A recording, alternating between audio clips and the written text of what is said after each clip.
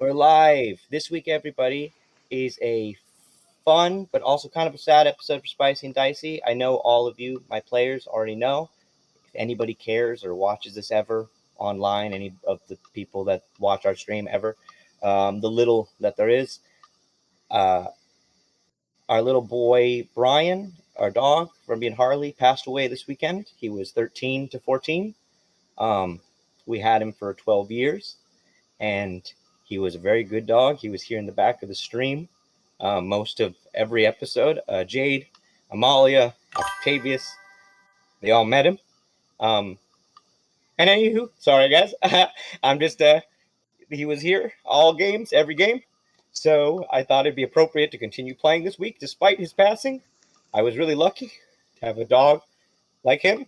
And unfortunately, he had something wrong, they think, in his brain area that could not have been fixed. So he was taken quite fast, but he passed in his sleep on Sunday.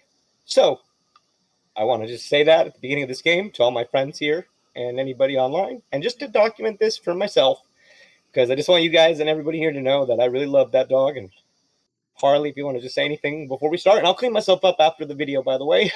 But Harley, if you want to say anything to anybody, just want you to say something if you want. Yeah, I mean, we loved Brian. He was our best boy. He was our little man.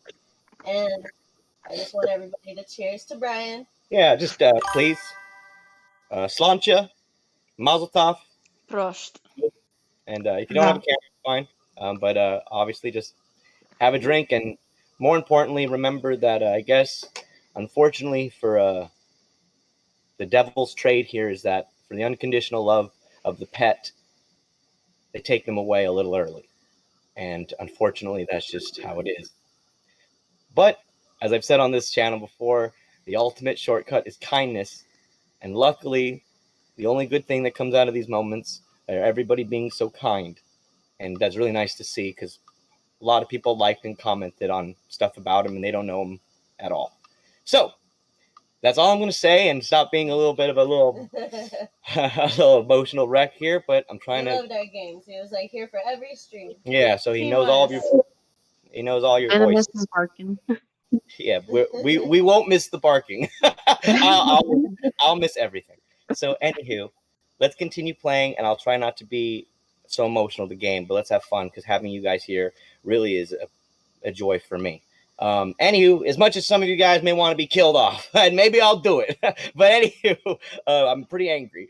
But anywho, let's go. Let's start this recap.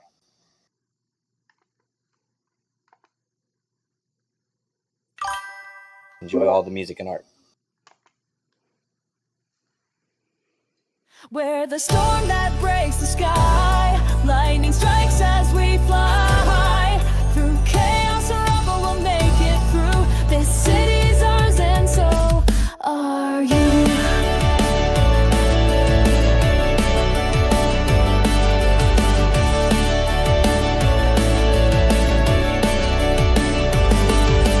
Rising sun, we're on the run, blazing trails till the fight is won. City lights like sparks ignite. We're geared up for the thrill tonight. We'll tear it down to build it strong. The city's pulse is where we belong. Saving the day, no time to delay. Together we'll chase the dark away.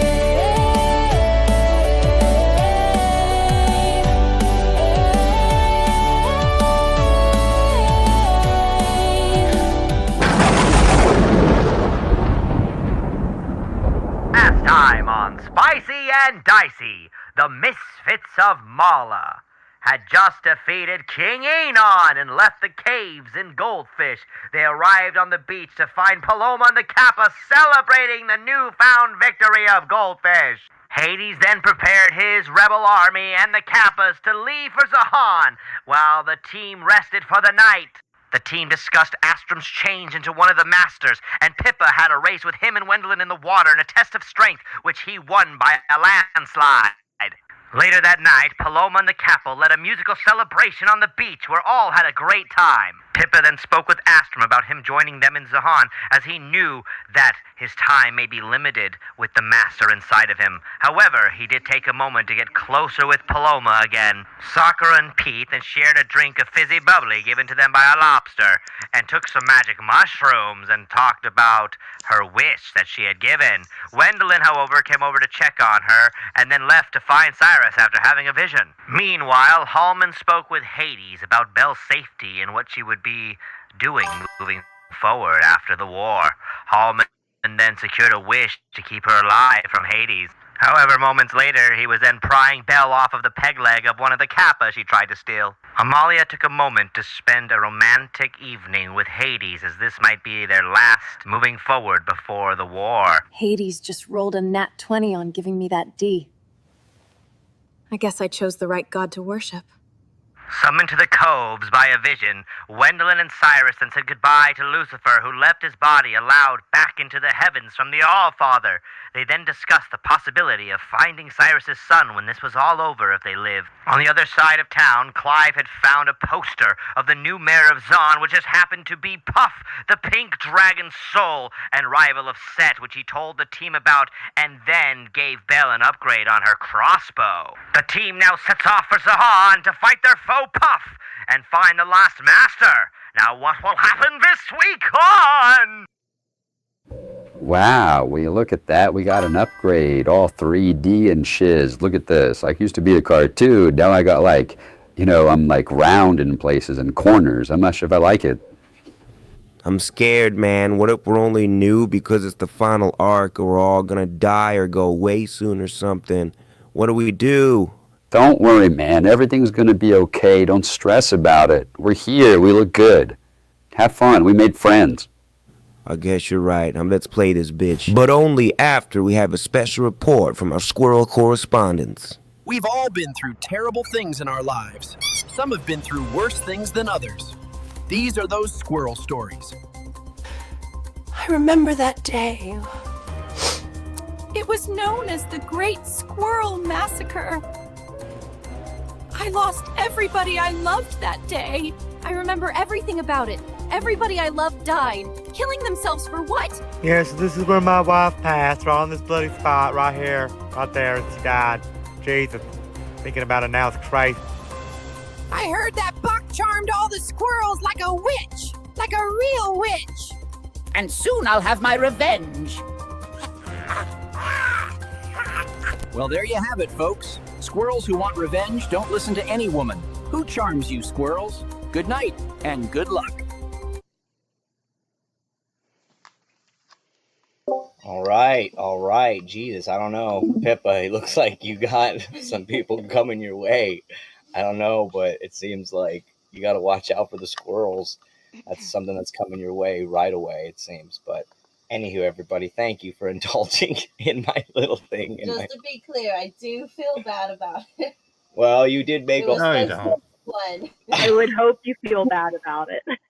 I would be concerned if you didn't feel bad about it. I mean, you asked a whole crowd of squirrels to murder themselves. I mean, I did state I only needed one. I mean, they just all wanted to do it. You just convinced them all.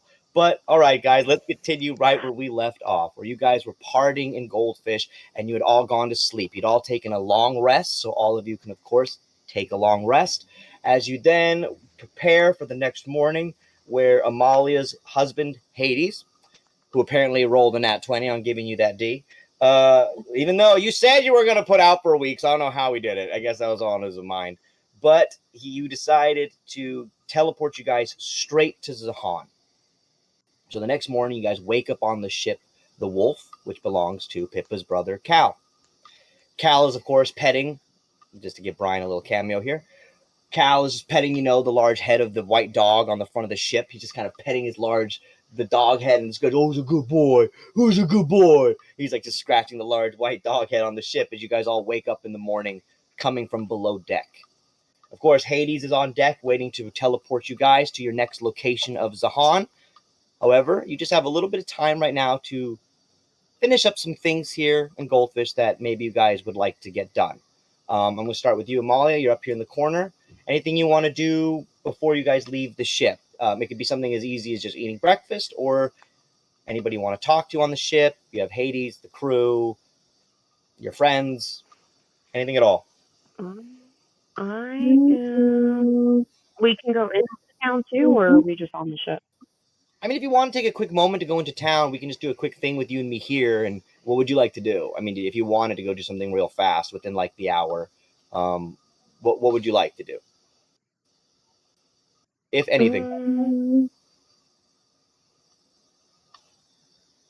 I think I'm just going to kind of get my things prepared in the morning, like knowing that we're going to set off for like a long voyage. So just getting everything kind of like supplies and stuff ready and go and get some food.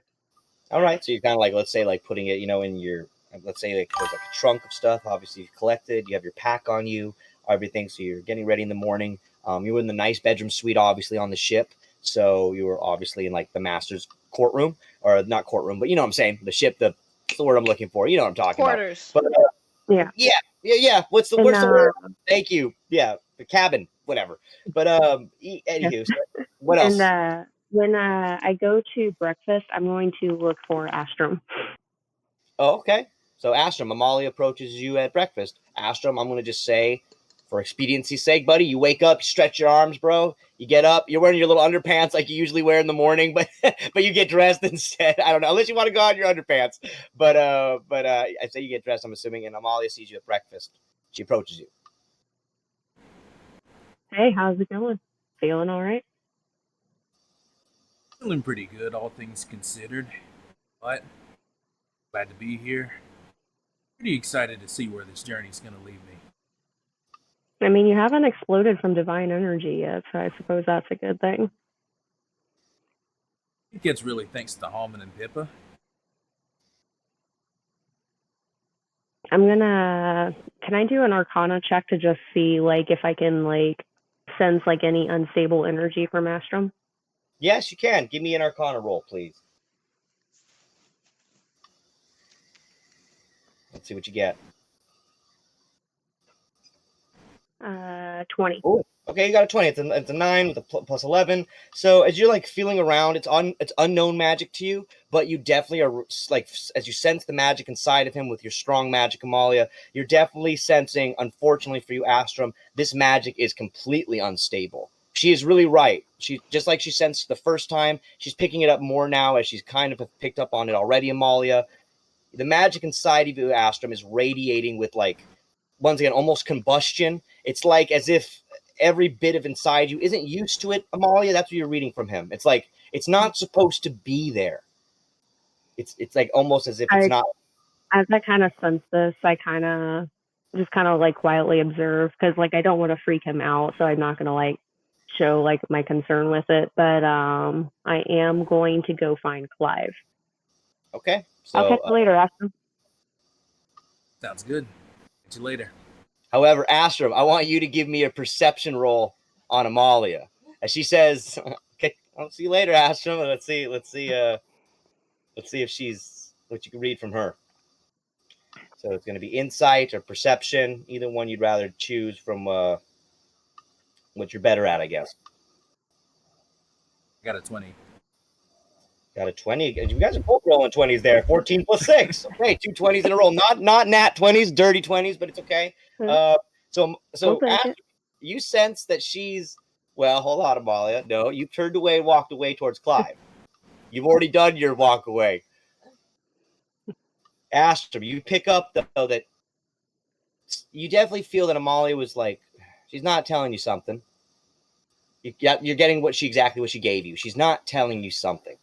You don't know. You can't tell if she cares, like it's a bad thing, if it's a good thing. But you definitely can tell that she's not telling you something. She's already gone though, right? Yeah, she's walked away towards Clive. You can follow after her, or okay, you follow after her. So, Amalia, you notice that Astrum, he's not done with you. He's following you as you head to Clive. Can I help you with something? I feel like you might be hiding something from me. Something up? See something doesn't seem pleasant? Like I said, just concerned where this energy is kind of going. I've just got some questions for Clive. Should I know about these questions? I mean, that's up to you, but I mean, you seem fine. Not feeling any certain way about anything? Not really, but kind of want to talk to someone who might know a little bit more about what it means to be a master. So I might try to go find Sakura. That'd probably be a good idea, but I don't know if she can tell you much. But worth a shot. I'm gonna go find her. All right, so Ashram leaves off of you, Amalia, to go head towards Sakura. Well, Amalia, you go in another way towards Clive. However, you guys split off in different directions, obviously, here, and we're going in different parts now. However, Halmon, I'm going to go to you, actually, right now. As you wake up in the morning, let's say that since Sierra isn't here, Belle was, like, sleeping in your room with you. Halmon, not in, like, a weird way, obviously. She's, like, just sleeping, like, she takes up most of the, I don't know, she's, like, taking up most of the part of your bed, like, snoring and all sprawled out, and you're, like, all big, Halmon, but she's, like, all little, so it's, like, Kuba vibe. Anywho, so you, that's, like, I kind of want to, that's how big you are on your look, Halmon. So, what do you want to do as you wake up in the morning? You obviously know that Hades is waiting on deck. You made that wish, Halmon, with him. Clearly a wish for the future. But as you wake up, Belle's with you. What do you want to do, man? I don't have a leg yet, right? No, you haven't. However, Clive has given you a giant bone from the whale corpse that Belle and you could use if you'd like to. He's seemingly have given you a large bone from the piece of King Enon's body. It's a large bone from its rib, and it could be fastened into a leg or carved into something of such sort. It's really strong and sturdy ivory, obviously, but that's all up to you if you want to use it. Yeah, let's fucking get it over with. Let's do it. I wake Belle up. Okay, Belle's like, what, Dad? What? I need this. I want to be able to walk. Oh, okay. Well, I think technically I found it, right? I mean, I can say I found it because You found it, yes. I found it. You found it. 100%. Yes! You found it. Yes! She's like so excited. She's like, you can see like she's just pretending. She knows she's pretending. But Belle is like, yes! All right, what do we do first? Should we like sand it down, or what should I do? Should I chisel it or something? What about Pippa? Should we get her horns, like ram them into it, and, like carve it up with her head? Belle, I just want my leg back. What do we do, Dad? I never carved anything. Don't you know how to play? Didn't Hades give you the spell scroll? Oh yeah, but that's like animate the dead. You want me to animate this bone for you? Won't that just make it like a whale bone covered in goop? Okay, I'm confused as to how this works then. I thought she had a scroll that would... I do have a scroll, but it's animate the dead, and it'll just make it a rib bone of a dead whale. So right? I don't have a leg. Well, we could carve it into a leg. It's real sturdy, Dad. Okay, no. I'm going into town. I'm getting a leg. I want to go with 5,000 gold. I want to go with you. Get a leg. Can you get some breakfast first? I'm gonna pay. I'm gonna pay for the leg with my 5,000. No, you're not doing that to Sierra. I'm gonna go pay with my 5,000 No. to get Bella, you a leg. I need. Can you stay on the ship and eat breakfast and wait for me here? I gotta be quick. Fine. You better be quick though. We're leaving without you. Yeah. I'll be. I teleport. She's like, Belle's just like, she just like lays back in bed and flops down, falls right back asleep. Belle just goes unconscious again. She's a child. She just falls right back asleep in bed. But Halmon, Right. let's say that you go to town. Is there an artificer that has like There in is. town There was. that can make a working leg that like I can use like with an anchor? That's not like a peg. I don't need a peg. I need a leg. Okay. Well, Hey, I hear you need a good peg, Hollywood. I don't know what you've been told, but that's I what need a fucking leg. That's all I've heard, Hollywood. I'm just scared. As you go to town, Halmon. Wait, Thorin was the one that liked it that way. Never mind. Let's go back in time. Hollywood, as you get there, there was that fish man. Let's say that you heard about it from Sirus as well. He would have told you where to go, probably, or mentioned it during downtime. But he got his sword from that fish man who was also a blacksmith. So that would be the place in Goldfish that you could go for something like this. He was the one that gave Sirus that sword that used to be quite famous and had a really sharp edge on it that he'd gotten from this fishman who told him about his father. So as you head towards this fishman, I believe his name was Tim, maybe? I may not have named him. Let's call him Fishman Tim. Fuck it. But he's like, hello there, sir. How can I help you today? I need a fucking leg. Okay, I can see that. You're missing big leg. I see. All right. Well, you know, my friend, I don't specialize in necromancy and making body parts move, but I can make you thing made out of steel and iron. What You would have 30 prefer? minutes. What can he do? I can take a mold of this. He like whips out like this big, clunky, like ogre kind of size, clunky mold of a foot. This might fit bottom half leg. Okay. What about for the rest of it? Well, I mean, you're only missing bottom half leg, but this is mainly bottom half of ogre foot. Only mold I have that would fit somebody as big as you. But it's like it'll work. I can use my I can run, I can kick, I can use my ankles. You could do all that. All right, It will fucking do it. It would look like a big saggy ogre leg though, because it's a mold. And this is the only one you have? It's the only one I got. I could do my leg, but that'll take probably half day. Can I look into his shop real quick over his shoulder? You look into the shop. I mean, maybe if you want to help me, we could take mold of your other leg and put it on leg backwards. It'll be like having two left feet, basically.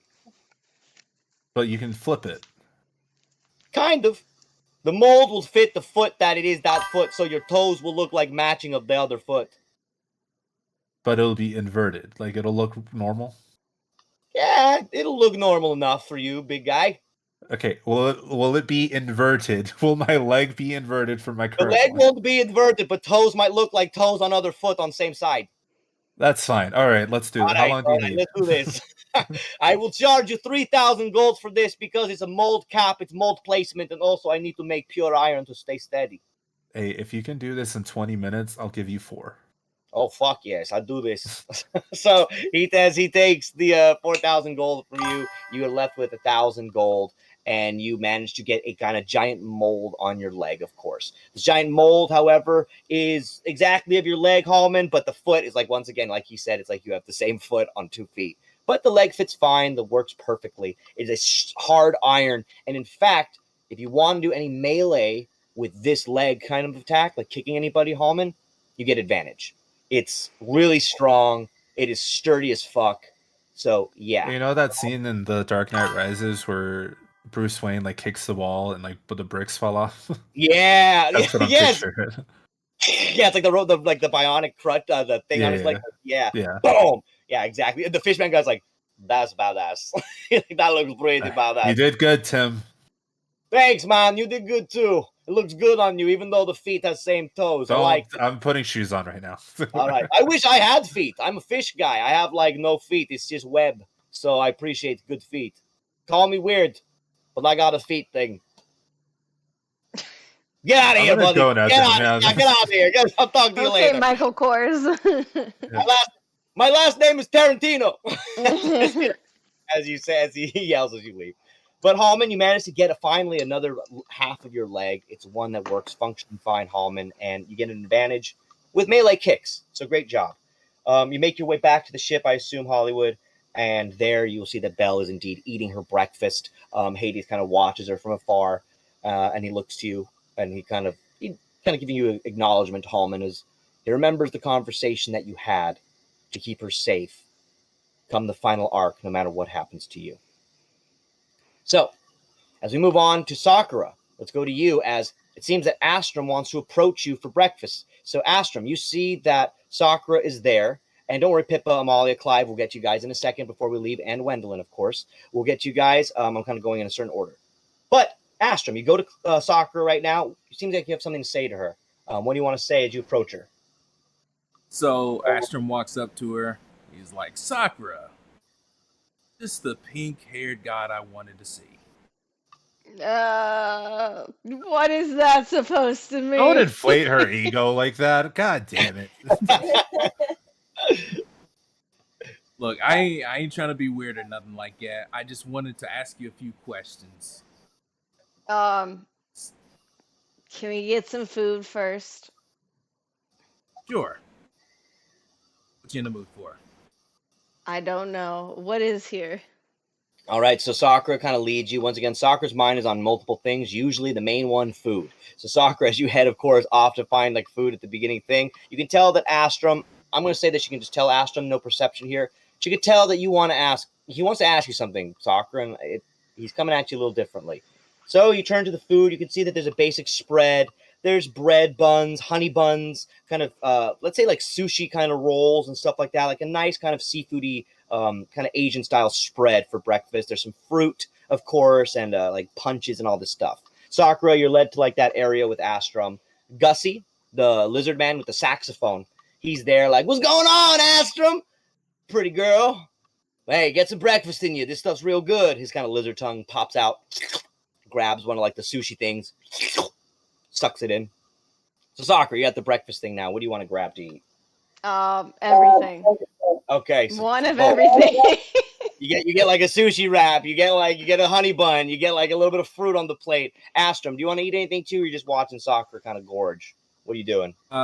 He's kind of like shocked at how much she can eat, but he's gonna go ahead and grab some some catfish.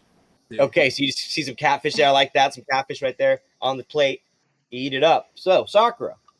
However, Astrum seems to want to ask you something. Astrum. So after Sakura is basically like full belly, she kind of like she kind of has her hands on her belly. She's eating all her food, and she's like, "Okay, now we can talk. What's up?" A button. Yeah, yeah. Shoots off the dress, like it just shoots off. So Astrum's gonna look at her. He's got a little bit more, kind of like a serious tone to him now. He's like, so we're both masters now. So I wanted to ask, when you found out that you was a master, did it feel different in any way? Am I really a master? I mean, we had a picture up on the wall, so we can only assume that you was a master. I mean, but does that like really change anything? If you're not a master, you're something pretty important in all this. Exactly. So it doesn't really change a whole lot. I guess what I really want to know is like, you think this ends well for us? I mean, with all this power, it's got to come with some kind of sacrifice, right? I mean, what really happens when we free all these masters? Do we just go back home? Or do we all come together and some big magical thing happens, and will we still be around to see what we've saved? You know what? I really didn't honestly think that far ahead. And I mean, personally, I feel like I've lived a pretty good life, so I'm not really weighing too much on the finer details of it, I guess. I haven't really thought about that. And I'm not sure how we would find that out. I've just been kind of going with my gut. As you hear her What's your stomach gut telling you? her stomach just like a large. Like, oh, yeah. Anyway, Astrum. I think it's digesting. I guess at the end of the day, I'm a little confused about my place in all this, but kind of glad that I'm not alone. You're So, definitely not, whatever because happens. I don't really know what's going on or how I became a master or any of that. Honestly, I think you know, don't think that being the master is the end all be all. You know, at the end of the day, you're still always just Astrum.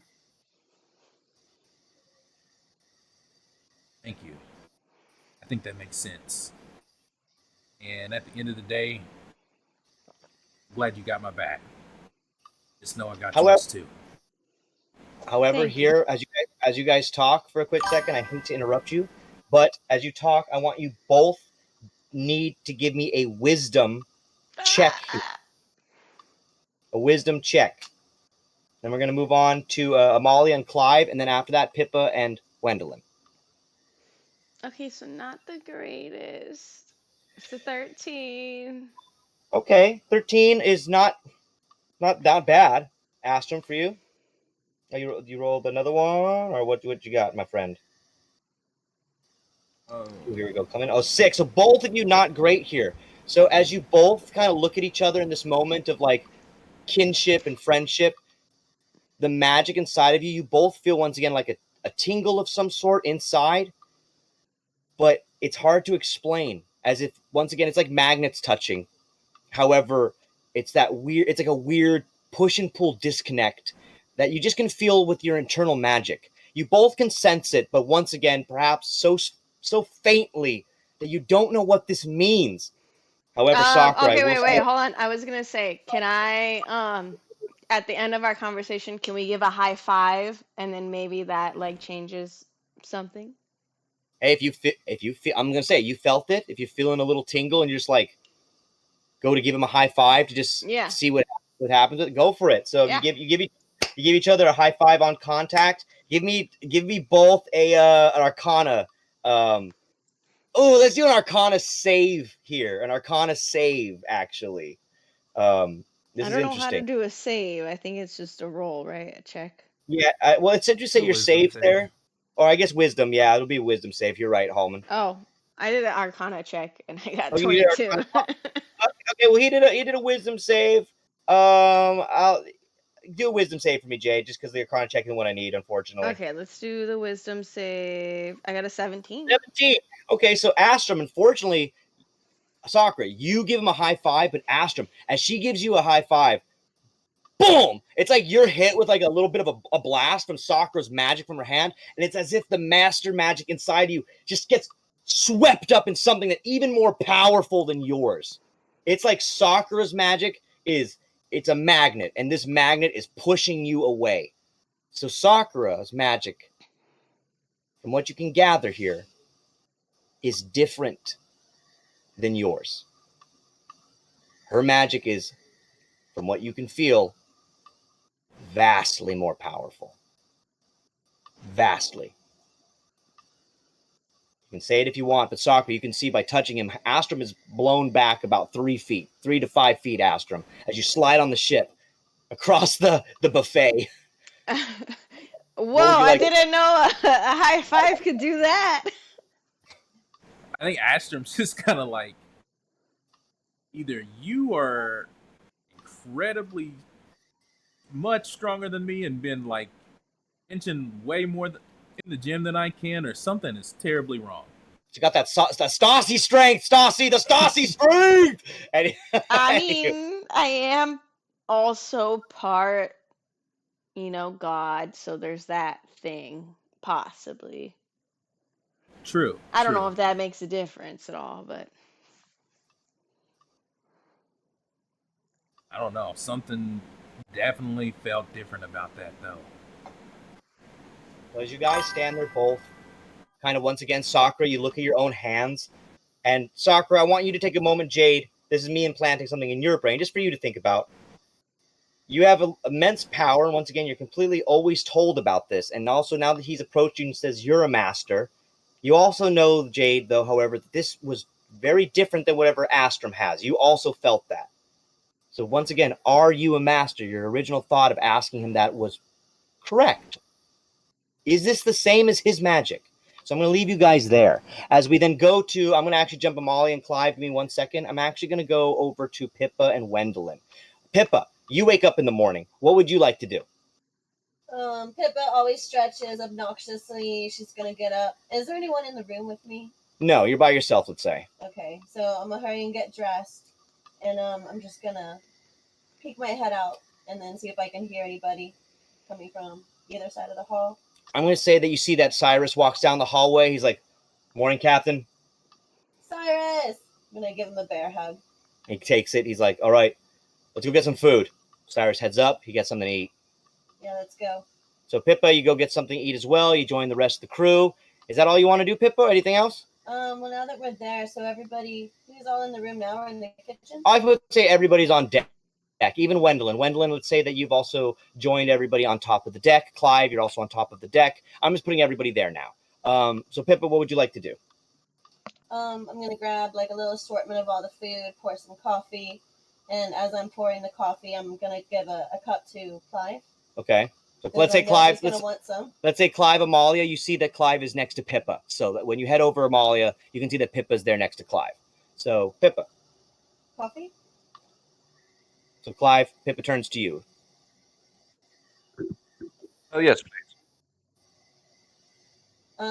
So I wanted to say it's crazy because I think the next master is going to be a chimera, and we had talked about it so long ago that it's just kind of weird to think about, and I'm so excited. Well, as am I, Pippa.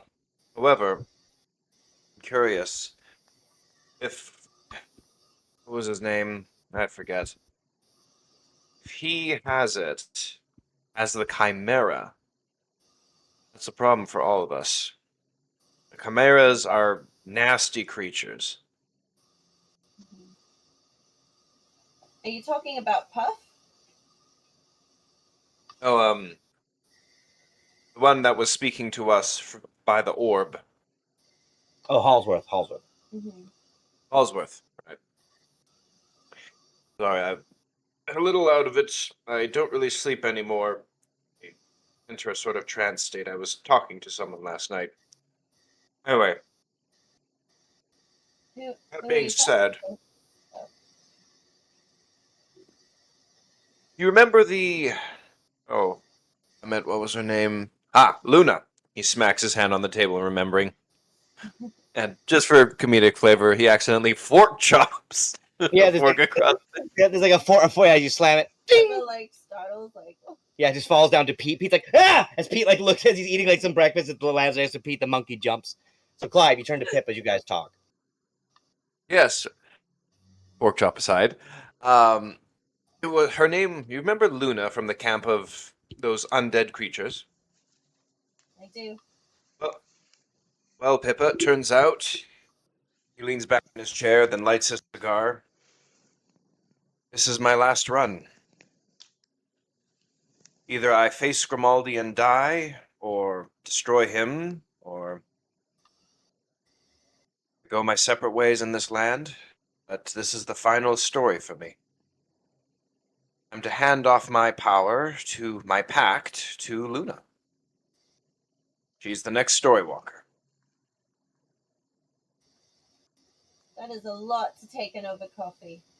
I'm gonna pat Clive. Welcome to my world, my friend. Welcome to my world. Pippa's eyes are just wide, just like taking in what he just said, and pats him on the back. Well, as long as you're okay with this decision, and I mean that's kind of peaceful though, right? Because now maybe you can go off with Emily. That would be nice. Clive looks down to his coffee, his eyes, thinks back to all the times he hadn't been able to get to be with Emily. Now the opportunity is here, so looking back to Pippa, yes, it would be nice. I saw you with your lover at the park. It reminded me of those good times I had, believe it or not.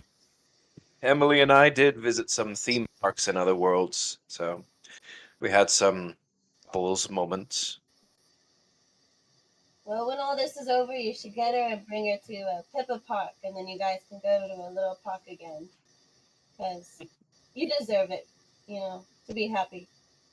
And we're going to make it through all of this. We always go through some chaos. And I'm sure Sett's going to be there waiting for us, hopefully in John. Hope so. Clive then turns serious and looks to Pippa. This is the final battle, Pippa. He then looks out to the entire crew, and then to the team. I've seen these kinds of events before. Sometimes they turn out great, sometimes bittersweet, sometimes disastrous. I may live through multiple lives, Pippa, but I can't see the future. I don't know what this is going to bring. We may not make it through this. I wouldn't look at it like that. If you haven't seen the end, that just means you just haven't lived this life yet, which is what's happening. So look for the best. And don't forget, we can call upon a master, right? When we need it. When we really need it, just once. True. We are well stocked with masters. I feel this Pulseman has tricks up his sleeve. He's well connected and well prepared, and he knows a few of our members. Even knew a few of the newest ones, so it's likely he has spies everywhere. I guess we'll just assume from here on out, everyone could be a spy that we meet, so we'll be on our toes. So I'm going to leave you guys there as you talk. I'll get back to you in a little bit. Amalia, I'm going to come to you in a second. But Wendeline, let's go to you. I have something for you. As Wendeline, you're in a different situation. You're with Sirus, of course, most of the night as you guys talked and had fun at the party, as you know, or you were with him on the beach. And he told you about his son, Wendeline, and you said that maybe after all this, you had a couple options, Wendeline. One, of course, being working in Pippa Park with Pippa's grandfather, a very well-respected doctor. He offered you a place as his head nurse under his study at Pippa Park. Jaja is very famous, and he said you could come work right under him, be with Pippa, live there at Pippa Park. Someplace you can grow old yourself outside of South Malla, Wendeline. You've also been offered now maybe going off with Sirus and finding his son, which is apparently in some war across the ocean. Also, Wendeline, you've been perhaps given the fate way, where if you die, you'll become a fate. But right now, Wendeline, you wake up from a dreamlike state, but something is different here. Wendeline, roll me a wisdom check.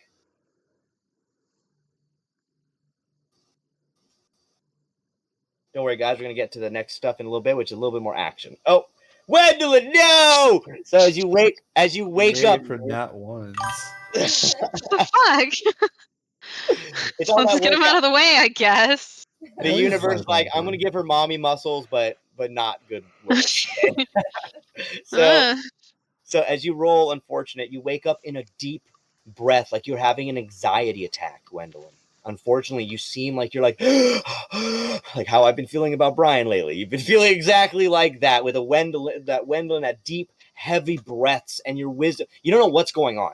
You feel like you're living in a black bubble for a second as you wake up in the bed. However, Wendeline, instead of seeing anything around you, you do hear a voice. You can make out this voice despite not seeing your surroundings, which perhaps if you rolled a little higher, you would know where you are. But it seems right now you are in a limbo state, but you hear the voice of the All-Father clear as day in your head. It must be a burden, Wendeline, to feel like this, eh? Not knowing what's coming next. You've been given a gift with seeing the future. You've rarely used it, but unfortunately, Wendeline, it ends here. Your future is uncertain moving forward, which means that I can't even predict or give you glimpses of what you could see. There will be endless possibilities, so much so that if you got them in vision form, you would collapse. So unfortunately, Wendeline, moving forward, I cannot help you. Your trajectory is no longer in my sight. As your patron and as your god, I do not know if you will enter my gates. One past and one future shows that you are a devil, destined to destroy this realm. Another says that you save it with your friends. Another says that you become a blob of mush.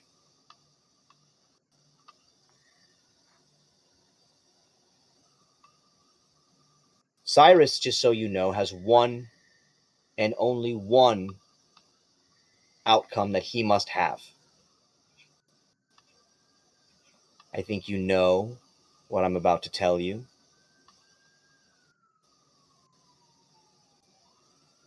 I do.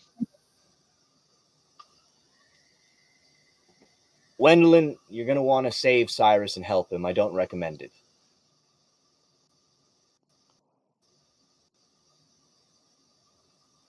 There's been a lot of things that you've recommended.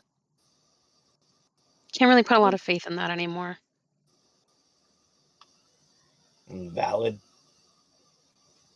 It's valid. However, I will be watching you, and just know that if you make it the right way, there is a place sitting for you in heaven. In your assigned spot, Sirus has a place here too, mind you. Some people aren't allowed in, however, like your friend Pippa, Amalia.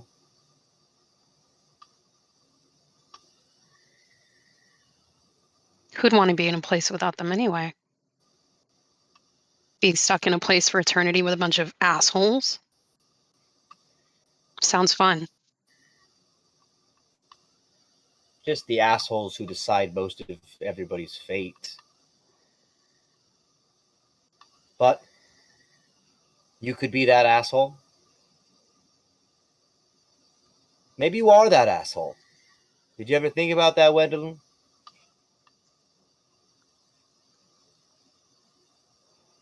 Yeah, and you know, some aspects of that, it's not very pretty to me. Maybe you do deserve a spot here in my heaven. You seem to be one of the most noble and rebellious of them. However, that didn't go well with my last rebellious lead, Fate. You know him as the dog inside of Sirus.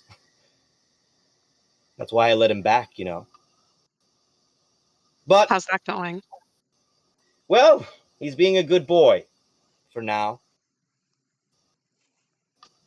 Maybe I'll put him back in his sister again in the hell dimension deep in Avernus. But until then, I'll let him sit here by my side in heaven.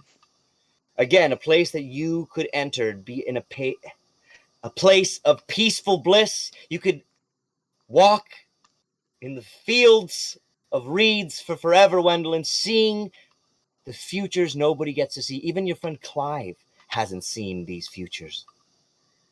And he's escaped death many times.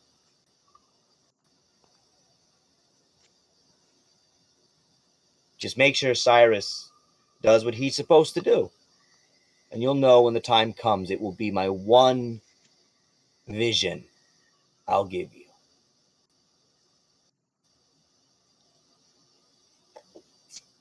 If you don't want it, I don't have to give it to you. That's up to you.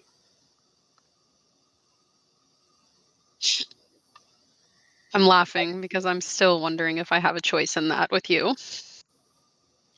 Well, you do have a choice, Wendeline. You do. I can give you the wisdom to see what you need to do to win. Or you can go into it blind and hope that you save the day and save all your friends and they're all welcome to their other heavens that they want to go to, where Amalia will be stuck in a perpetual darkness and Pippa forever sent to Avernus for her tiefling blood.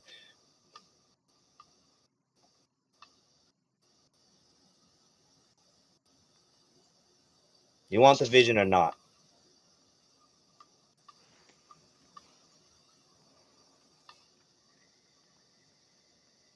I mean, if it's an option, yes. All right. So, Stassi, you're going to get a private message. Unfortunately, the rest of you do not get to see her vision this time. Wendeline, you wake up out of this state as the All-Father has left you again, and this time, unfortunately, you do feel that this presence of this patron is no longer with you the way that it was. Unfortunately, last time you thought this may have happened when you were tricked by Grimaldi's followers, that he was leaving you. This time it seems that the Allfather has indeed not left Wendeline, but the presence isn't as there. Once again, it's like a light around you, just a little bit less. It's just a little bit. But, Wendeline, you wake up and you join your friends on deck. All of you now on deck together. The last thing I'm going to say here is, Amalia, you were going to approach Clive.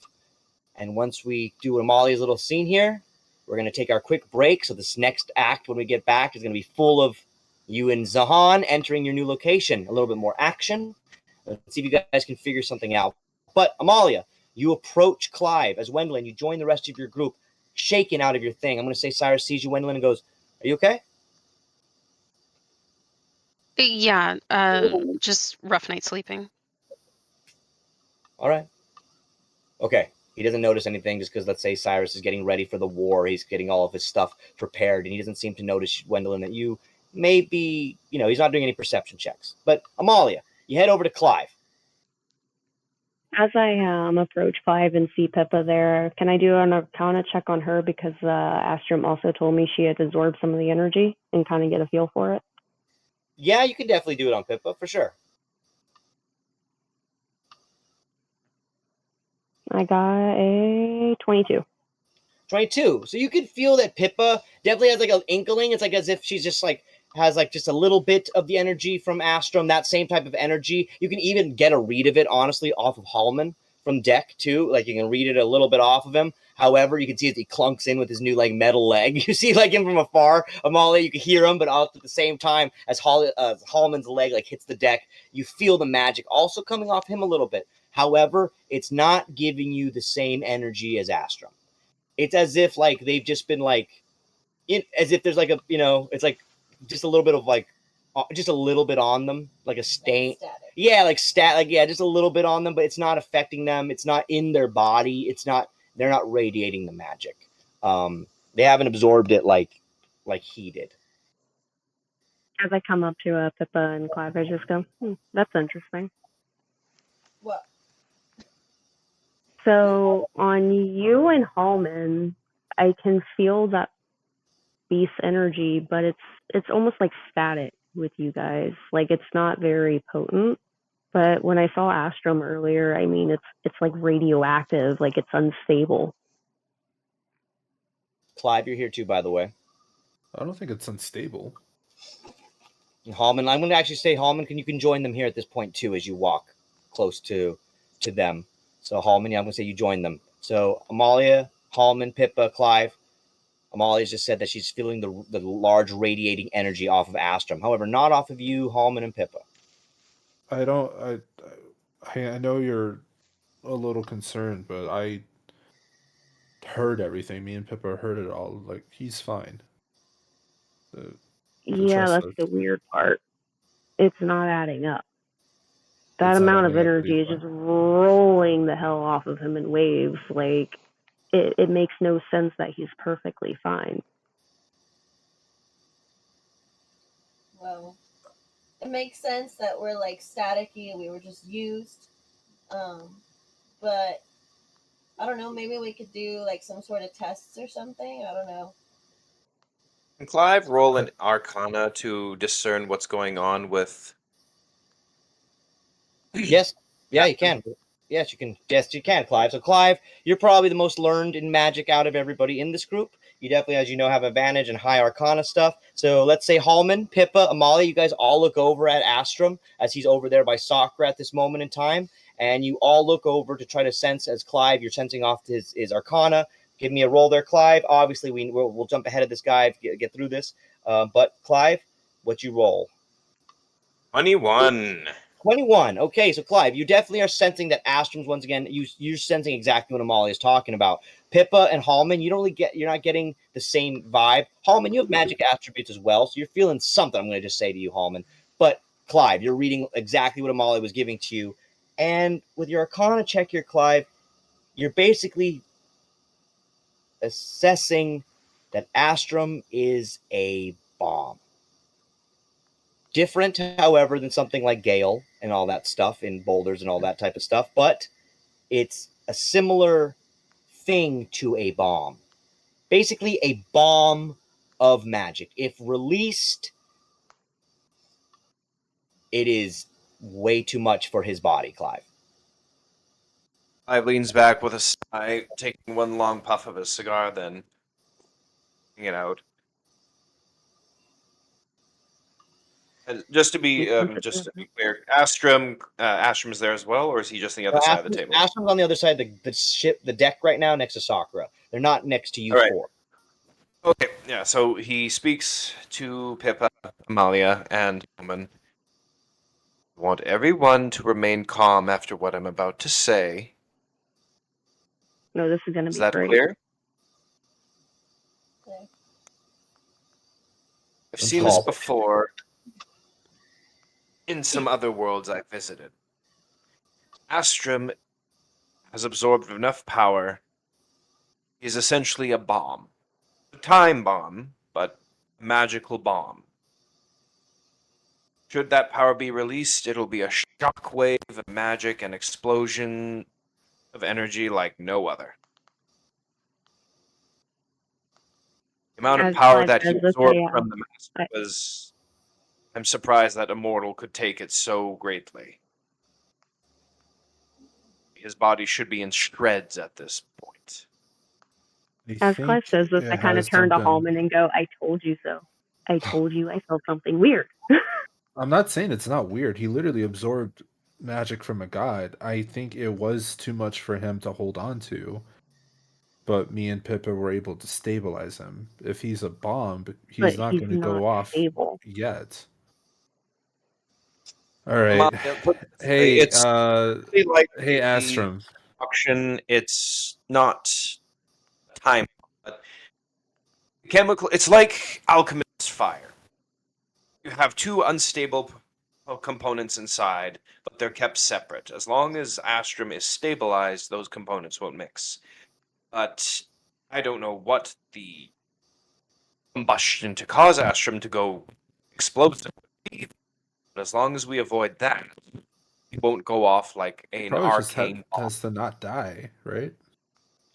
Well, he used us as an extension before. Maybe he just needs like more of an extension for to spread out his new power.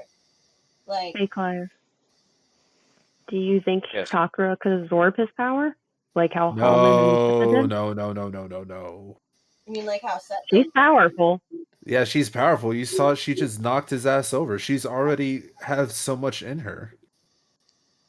Well, someone's It's got possible. She essentially is a demigod, so she could handle it better than most of us. Listen, me and Pippa were able to handle it just fine. If it goes Clive is bad gonna look. again, Clive me is and gonna Pippa look at can hold Halmon on and to get it up. again. Clive is gonna stand up and look at Halmon with an absolute just frustration in his eyes. What you did was a fluke, Halmon. It should have vaporized you and Pippa in an instant, but it didn't. I don't think it'll because happen. we're again. powerful too. You literally Clive, I think went blind. Yeah, people just like look at you like Halmon, like you bastard. I just held You on could have for killed dear me. life. But Halmon is But- correct here. it wasn't a fluke. We're just strong. I think you're worried about it, rightfully so, but you're forgetting that we are strong. And can you guarantee that you'll stop him from going explosive again? Maybe there's a way we could siphon his power into like something else. Like the master used to be in like a statue. Maybe we could do some sort of reversal suction into. I don't know. Pete walks up Something. like Pete the monkey over here, just to break this up, guys. I'm gonna move this on. Pete comes up and goes, "Did I hear something say about sucking something?" And he goes, he's like, "What you guys talking about?" And you guys kind of, I'm assuming you guys kind of hush down as Pete walks over. He's gonna be a loudmouth about this all.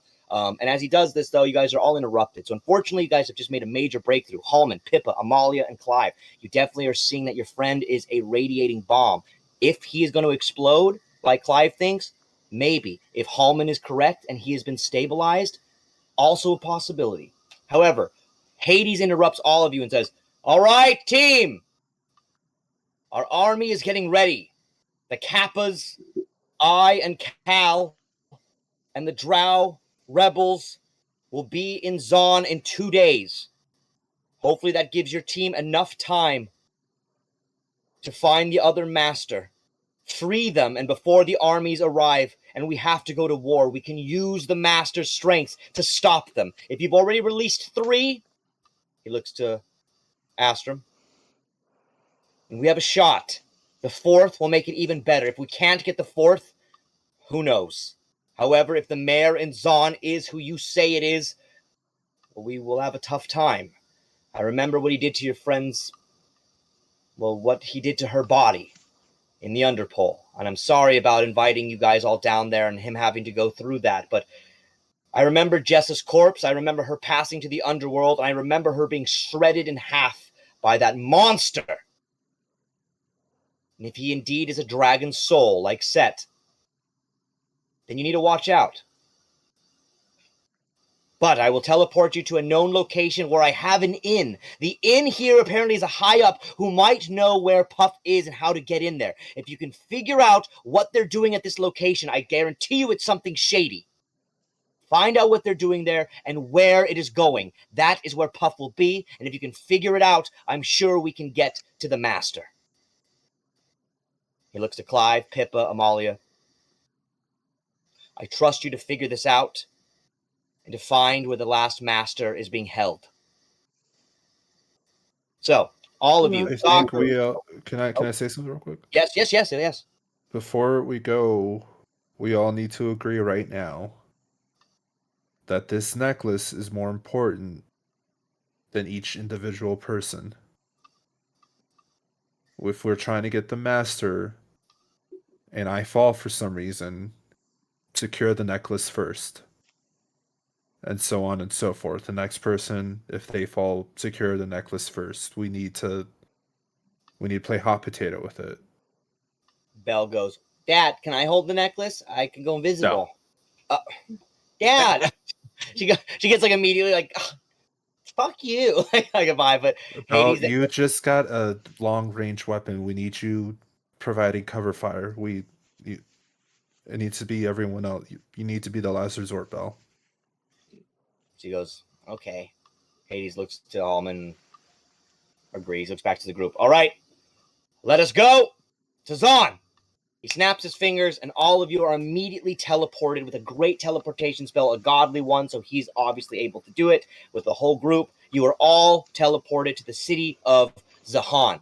Zahan is a Vegas-style rainy city. As you guys have been told, it rains almost all day, every single day, with only an hour of sunshine every day. It goes away, and it continues to rain. The city is full of neon lights, full of crystals that light up the neon. All you see around the streets are rabbit folk, halfling, dragonborn. They seem to be all eating dark chocolate. There's a whole bunch of vendors on the street selling dark chocolate! Dark chocolate! We got some spicy dark chocolates! Come get your dark chocolates over here! We got some Zahan dark chocolates! You guys are hearing all these people are saying something about As I buying hear the spicy dark chocolates, I'm gonna just put a hand on Pippa so she doesn't run away. Because immediately, honestly, I was about to run off and get some chocolate. You guys, we're here for Zon. We have to get the chocolate. It's like the best part. Honestly, I forgot how much I loved it until he just screamed chocolate. We will get you some chocolate, but first let's figure this out.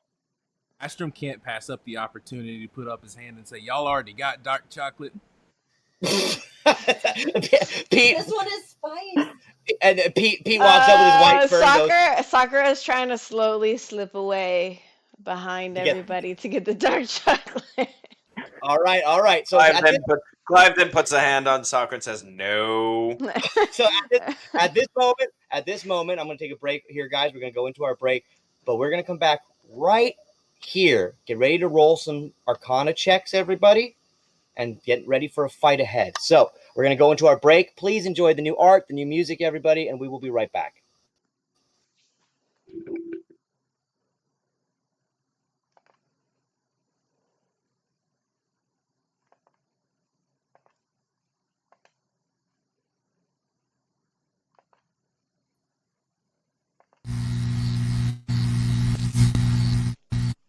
Just watching Clive, making sure he's okay after eating some bad meat to fulfill his pact. Anything to please the gods, am I right? Hey guys, it's the kid that reps the Dirty 20 Dice Shop here at Spicy and Dicey. Don't forget to go help out Sierra and buy all of her badass merch. My mom says I can cuss now, so I say badass. Heck yeah. See you at that Denny's. Just watching my stepdaughter practice. She's so good. Thinking about buying her cake tonight for dinner. Just watching our friend Halmon crash out because the bartender wouldn't give him a free cake. Hello everyone, this is Clive Geiger of Spicy and Dicey. Glad to have you here today. Tonight, I'll be showing you how to smoke a cigar. First, take your cutter to the head of the cigar and slice off just the thickness of a dime.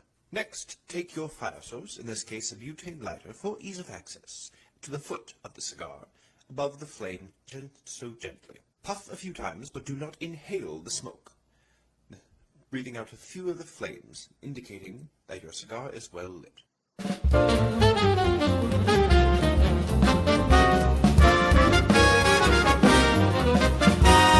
In the neon glow, where shadows creep, the city's alive, it never sleeps. Where the broken misfits, hearts ablaze, ready to shine through the darkest haze. We'll kick the doors down, take the names, light up the night, ignite the flames. Together we rise, unchained, untamed. The broken misfits rewriting the game. Our scars tell stories of battles past, but we stand tall, we'll outlast. Underneath the moon, the streets are ours, chasing villains through the electric showers. Through chaos and thunder, we don't fall. We're the echo of justice, hear our call. The rhythm of the city beats with pride. We're the misfit heroes, side by side.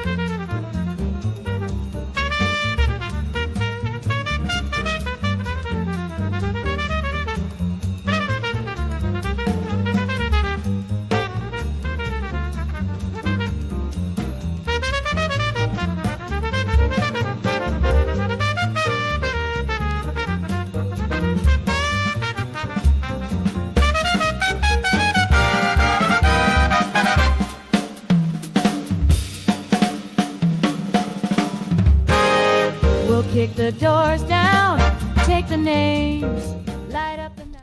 Now, a little lore update on your friend Sett Haymaker. Sett had gone to the city of Zon, hoping to meet back up with his friends. When he got there, he searched for Puff. However, the rival of his managed to find him first.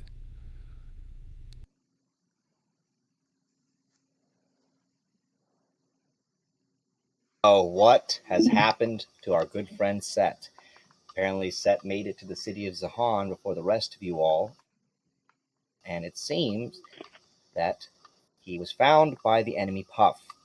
So, Sett is nowhere to be found as you guys are in Zon, but as you guys are in the city of rabbit folk and the rain and all of the dark chocolate that fills the air, it seems that before any of you can run off, Sakura, you may want to, and Amalia, Astrum, Pippa, you may all see them want to. Halmon, you might see that even Belle sees this dark chocolate and goes, Dad, let's get some.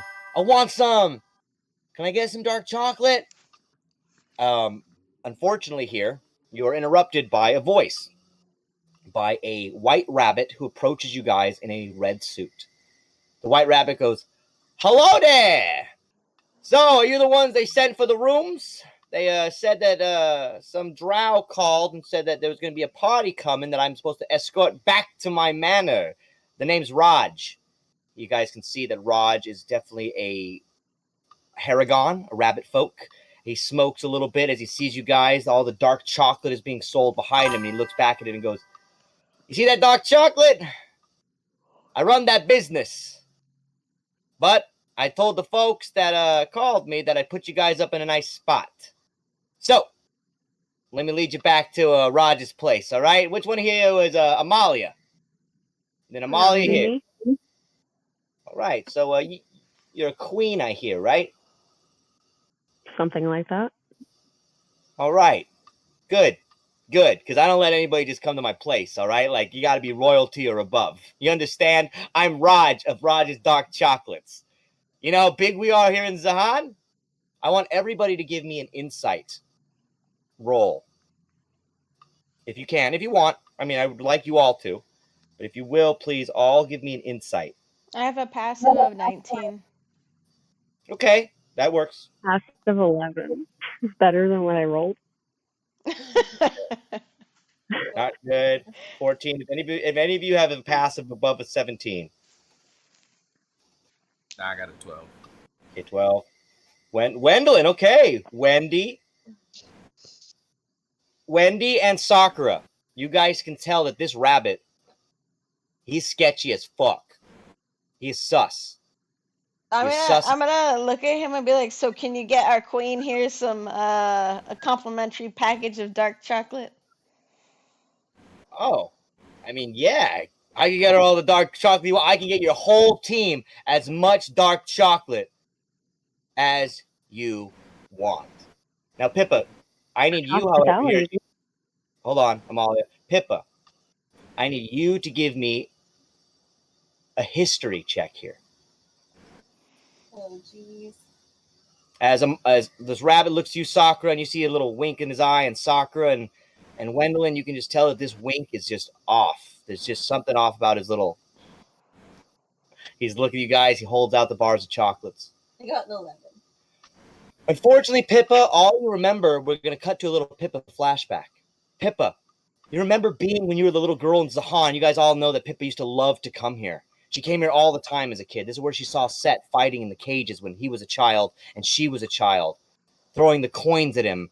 And she didn't understand what she was doing, basically paying for the child slaves for fighting. Pippa didn't understand what she was doing. But Pippa, before that, when you were even younger, you remember that a large white rabbit leaned down before you were addicted to the casinos and hands you a dark chocolate and goes, "Hey, kid, try something new on the market. It's going to be big here in Zahan." Ooh, what is it? And Pippa, you remember that you took this dark chocolate, this spiced dark chocolate. You remember that this is the first time, Pippa, that you really, for some reason, spice became a big part of your life. As you know, Pippa loves spicy things, everybody, just like Harley here. And you remember that, Pippa, this was a really big moment. For some reason, this memory, despite not knowing much of it, you remember that this dark chocolate and the spice of it was just so good. However, Pippa, your memory flashes from you being a child back to now. You can't remember much more. But Raj looks to the rest of you guys. All right, let's go back to my place. Sakura, Wendeline, he looks to you guys. I got all the dark chocolate that you guys can eat. And I got the rooms ready for you. So let's go. They told me that you guys would be here. Raj, can I hold the Who dark told chocolate? you? Yeah, who told you? There was a drow that came here, a messenger. He said the Queen Amalia would be coming to stay. That's what I was told. Yeah, who is the drow? Well, the drow didn't give a name. I didn't really ask, to be completely honest with you. Describe You can roll him. deception or not. Oh, well, he was a drow. He had gray skin, kind of paley, white hair. So he's basically just giving you basic descriptions of a drow, Halmon. Do you know somebody named Puff? Do I know somebody named Puff? Yeah, he's the mayor of the city. I voted for the guy. He's been really into my dark chocolate. In fact, he's one of the reasons why it's just exacerbatedly exploded the last couple of years. He's really pushing it ever since he got that guy Stormcloud out of here. Nobody liked that big dragon fuck. He was running child rings. We didn't like that shit with us rabbit folk. But this guy Puff, now he swears he's a good guy. He's trying to get everybody out as a Han that doesn't need to be here.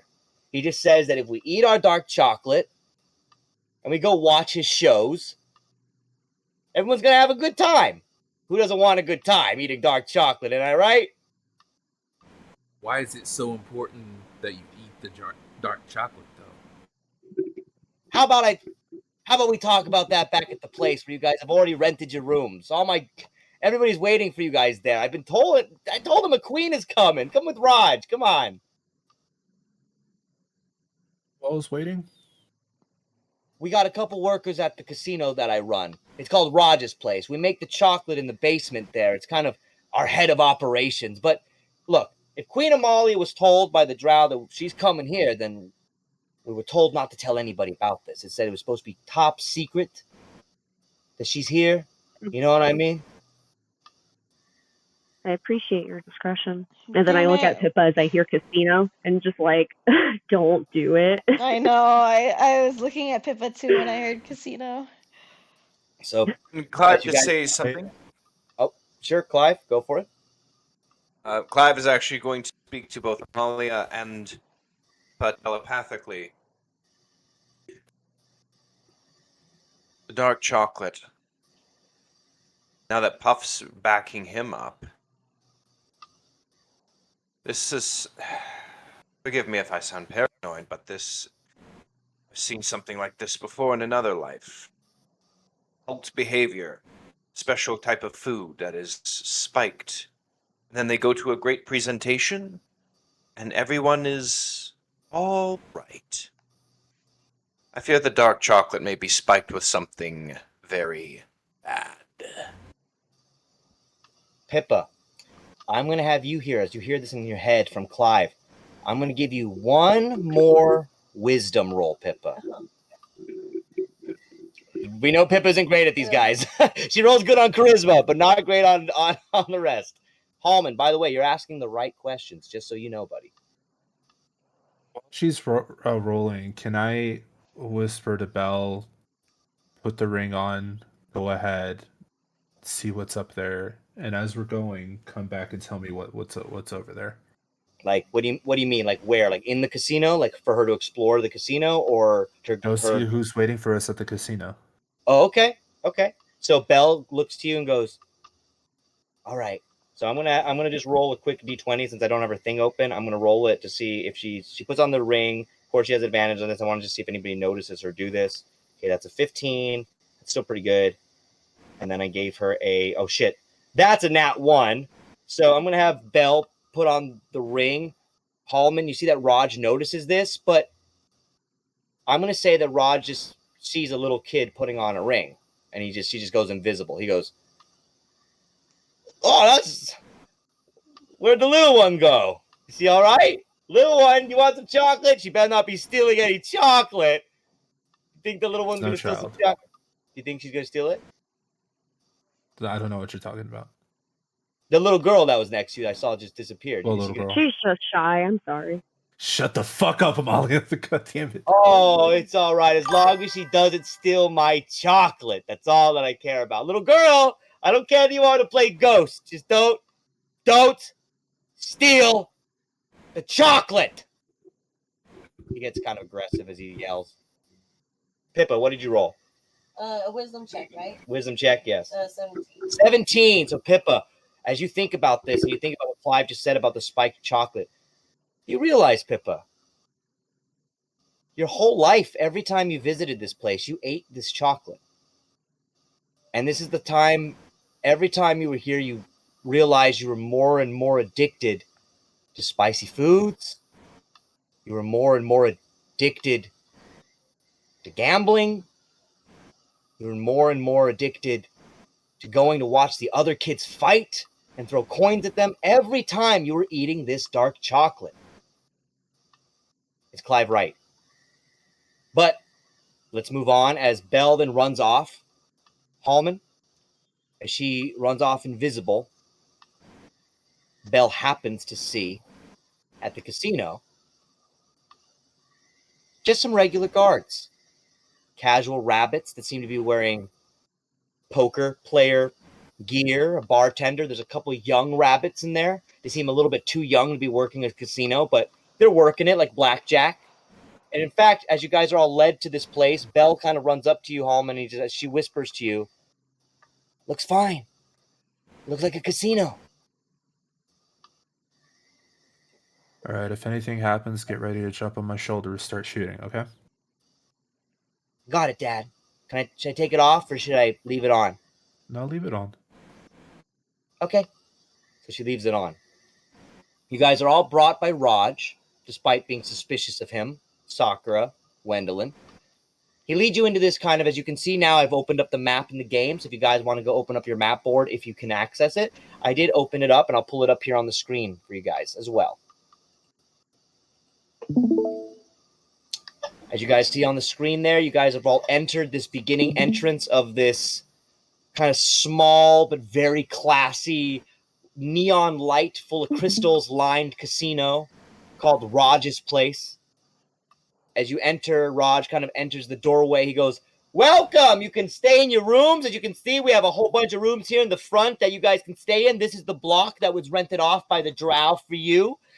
In there is a bar. We have some poker tables, some blackjack tables, as you can see. There's a kitchen in the back, and we also have a whore. If you want to have night with her and have sex with her, well, she's a rabbit-born, but she looks pretty humanoid. So if you'd like, she's in the back room as well by the bathrooms. She costs about 100 gold for a fuck, but, you know, eat some dark chocolate and she'll drive you crazy.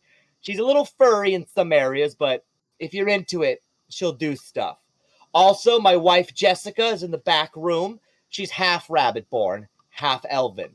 You'll see her. She's the most beautiful thing. People know her as Red Jessica. Have any of you heard of her? Does anybody want to give me a check? Okay, a history check? I don't Yeah, even it's know gonna be what we're checking for. A history check or an intelligence check, one of those two. Got an 18. An 18. So Halmon, I'm going to say on Pippa, 18 as well. Fantastic. Halmon and Pippa right off the bat, you know that name. Red Jessica is a hot as fudge model.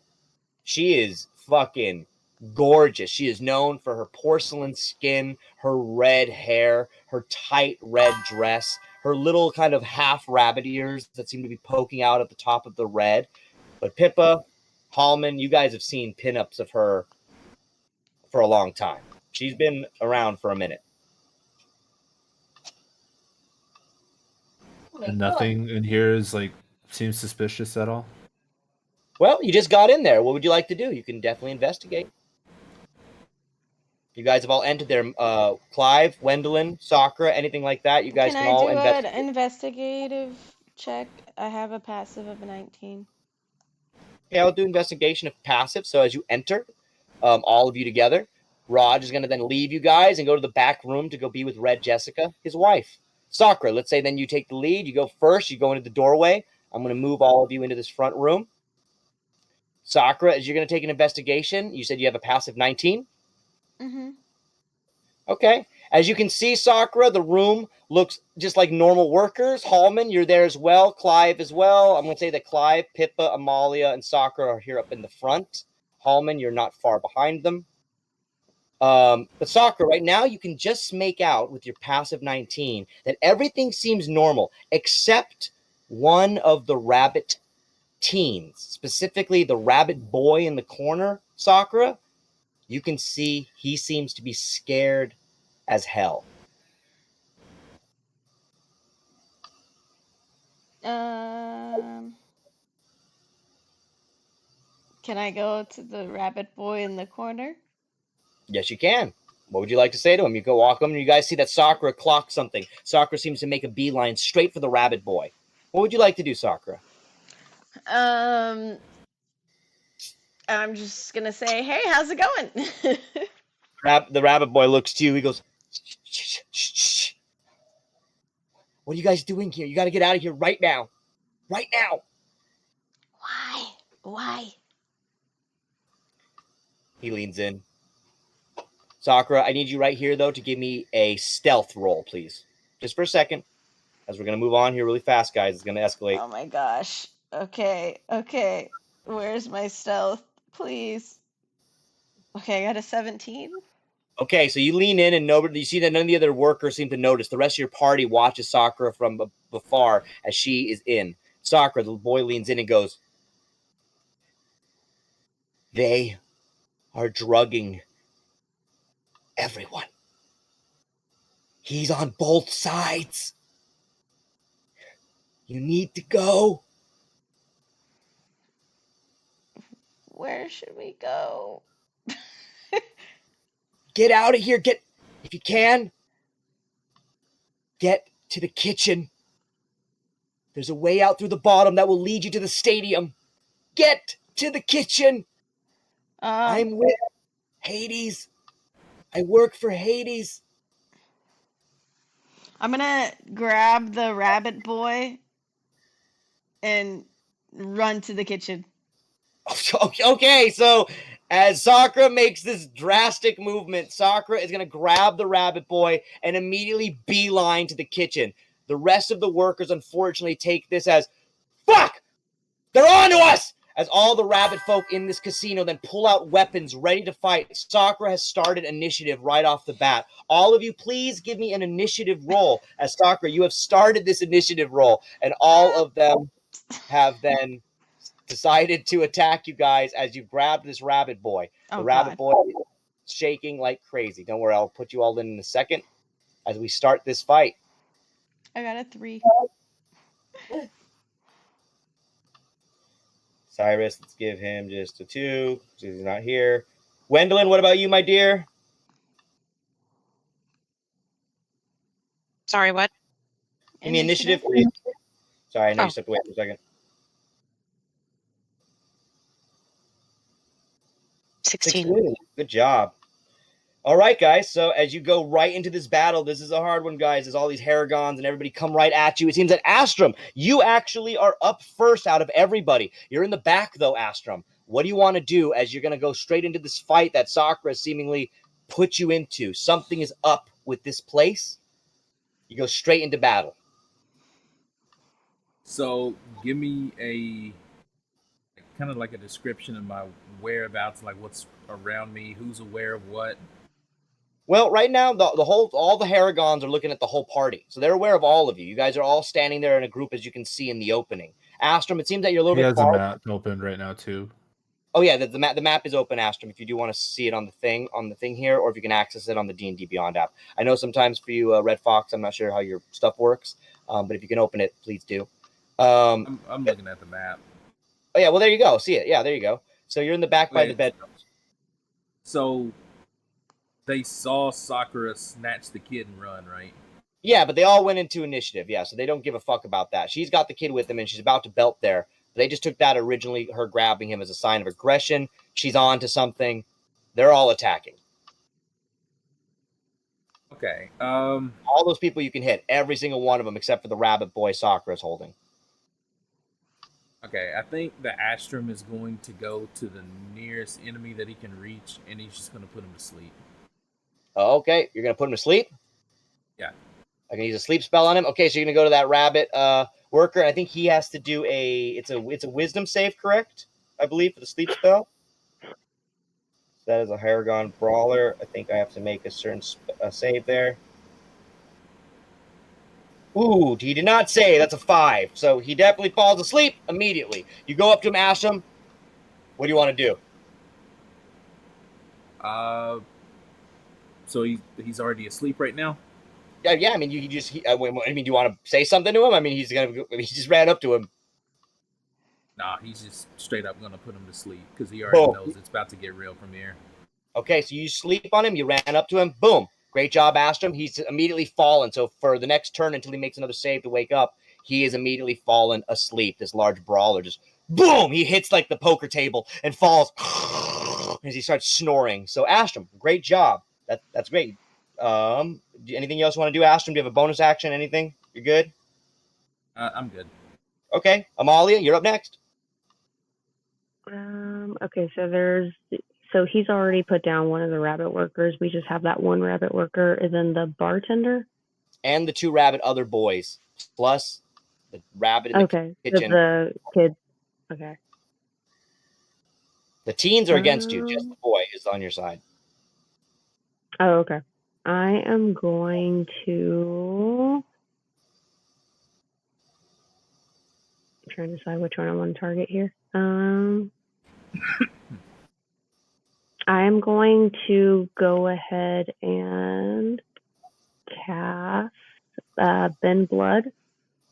Oh, cool! Your new So one. the the bartender needs to make a Constitution save of 18. A Constitution save of 18. Okay, so 18 con save of 18.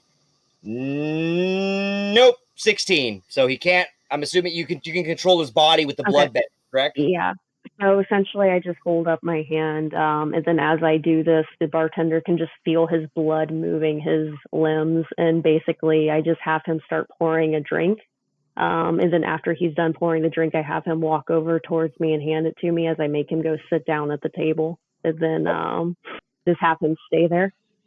Oh, okay, so he grabs you a drink, and his body in the blood is forcing him to just sit at the end of this table. He can't move until he breaks an 18 wisdom save, as you are literally controlling the blood in his body. His eyes are like bulging, like, what are you doing to me? As he just can't seem to control his body. He sits at the table, his eyes completely red, completely bloodshot. Great job, Amalia. Anything else you'd like to do? And as he's doing this, I'm going to kind of just casually walk over while sipping my drink, and then I'm going to look for something so I can tie him to the chair. Okay, let's say that, well, I mean, you should have rope in your pack, I would assume, just so you know. So. Yeah, so I think you do. I'm pretty sure you do. So let's say you can use the rope and tie him there. So you've managed to subdue him and tie him to the chair. So he's definitely, disabled, I guess, if you will. And yeah, there you go. And anything else, Amalia? That is it for me. Okay, so this Haragon boy is just with you, Sakura, and he's still alive, but he's not going to do anything. But the other Haragon boy, Sakura, is going to come up, and this one is going to try to stab you. As he pulls out like a little shank, he's going to then now try to stab the shit out of you, poor little Jade. So he's going to come up to you, and he is going to give you a dagger. Let's see if he hits. What's your armor class against Sakura? I think Does it matter? 19. Doesn't matter. That was an 8, so he doesn't. However, I'm going to use a multi-attack here and stab you again. Not multi-attack, sorry, action surge. Boom, he's a little fighter. An 8 again! Then he goes to stab you again. However, Sakura, he's just a little kid. He's a teenager. You can tell he's scared. He goes to stab you, but he does nothing, Sakura, unfortunately. But he's right there. Halmon, you're up next, man. What do you want to do? You can see that there is a brawler that's asleep, a rabbit tied to a chair. There's 2 other in this room. There's another rabbit brawler and the 2 teenagers. What would you like to do, my friend? Wait, aren't both brawlers out of commission? One's There's asleep, another- one's at the chair. There's another one. Oh, that's a bartender. Okay, Another sorry. bartender back there. All right, let's do some simple math. 1, 2, 3, 4, 5. Okay, 2 minus 2. 2 of you are out of commission. All right, hey, raise your hand if you're on my team. Look at my crew. Yeah, all you guys, everybody on your team, all raise your hands. Everybody's good. It's not. How much is this worth? Is this worth dying? No. What? I ask all of them. Not my crew. Everyone that's attacking us. All right, Halmon. I know what you're doing here, Halmon, but Sakura, you're just backing him up, giving him a no, it's not. so Halmon, Sakura's backing you up. So Halmon, you have to give me a persuasion here. However, I will give you advantage because Sakura's backing you up. She's back. She's be yeah, what the fuck? Sakura, No, I mean, I thought you meant the kids dying. No. It's a 27 and a 24 with advantage. A 27 and a 24 with advantage. Okay. So, Halmon, you got all the workers in the room. The other bartender brawler's look, we're just doing our jobs, okay? If you want to take anybody... Yeah, is it worth getting killed for? Because trust me, we have killed so many more people in a much larger room than this. Look, my friend, we're just attacking you because Raj is paying us to. He's in bed with Puff. They got business together somehow. I don't know what's going on. I mean, look, they just told us if the party comes here, try to kill him. Apparently, he Your took the weapons job. down. We're gonna go deal with the person paying you. This is your one pass. Do you want to take it? Can I We could pay you more. add to Halmon's intimidation? We're not gonna pay them. They're gonna pay them by giving them their lives. Sakura, you're like trying to help too much. Sakura like keeps injecting like I'm gonna. Yeah, we can pay them by letting them keep their lives. The other day, it looked like you like. Well, I mean, I get paid more, and I get that already. But okay, like, and then, but the bra looks to you, Halmon, like, all right, I'm out of here, boys. He snaps, and the two teenage rabbits apparently are his sons. He goes, look, it's Raj you got to deal with, not us. Yeah, Let's I just go. wanted somewhere private. Thank you. And I start walking toward that fucking room. All right, so the brawler and the two teenagers, they belt the group. You watch them as they run out the door next to you. Pippa, Clive, Astrum. You guys see them all. Wendeline, Pete. You see all of these rabbit teenagers and the dad run out. However, the two that you've already subdued that are asleep and tied, they unfortunately, the one in the chair is like, I want to leave. Amalia, he's like, I want to go. And then You're not going anywhere. The boy with Sakura is still with you, Sakura. Sakura, did you still want to run your way over to the kitchen, or are you done with that? Yeah, we're gonna go to the kitchen. Okay. So Sakura, I'm taking him with me. All right, so you take the little rabbit boy with you. Wait, tell us why you're running away to the kitchen. Come, follow me, and you'll find out. We gotta talk to Raj first. Hold on. No. Well, Halmon, it seems that Sakura is already on her way to the kitchen. Pippa, did you want to follow her there? Yeah, you might need backup. Come on, wait for me. Wendeline, did you want to follow Pippa and Sakura to the kitchen, or do you want to follow Halmon to Raj? I'll follow Pippa.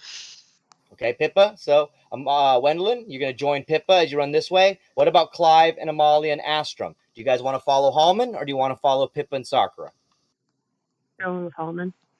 Okay, Pippa. Yeah. There's Halmon. enough people following. There's enough people following Pippa, so I'll follow Halmon. All right. Well, we all know that Pete's going to follow Sakura. So Pete went to follow Sakura. And we also know that Sirus would also follow Wendeline in that way as well. He sees that they're all girls and Pete. He goes, Sirus just runs down and goes, damn it! Sirus doesn't know where to go. He sees you guys going one direction, and then he sees fucking Sakura and the girls going in another. So Sirus, of course, is pulled here, and he follows the ladies. So Sirus is going to go with you girls and stuff this way. And Pete, and then Astrum, you're going to join them this way. However, Halmon, you hear Before they split. Before they split. Oh, sorry, Clive, 1 second. Belle reaches out to Halmon and goes, where do you want me to go, Dad? You're coming with us. Oh, okay, Mom. She's just like, looks like bye. Yeah, that's fine. Yeah. So Belle just leaves Halmon, and she's gonna run off with the girls off that way. So you ladies, you got to go off that way, except for Amalia. You go with the rest of these guys up this way to go deal with Raj. So you ladies, I'm gonna go with you first, and then I'm gonna get to you four later. As you girls go into the kitchen, you see that there's a rabbit chef there. You guys open the door. The chef goes, hello there. Can I help you there? What do you guys need something? Can I make you? What are you in the kitchen for? We just want to check out. I was just gonna push past the chef and just go to where the rabbit boy said there was like the thing. Ah, so you push him, Sakura. Unfortunately, you go right into initiative with him as he pulls out a large hatchet from behind. So Sakura, you're still in a fight here, as now this Haragon is going to attack you. It seems, however, on deck though is Pippa. You're the next one on the attack deck. So. Dude, did you really not hear me? I just said chill out. We're here. Just ignore us.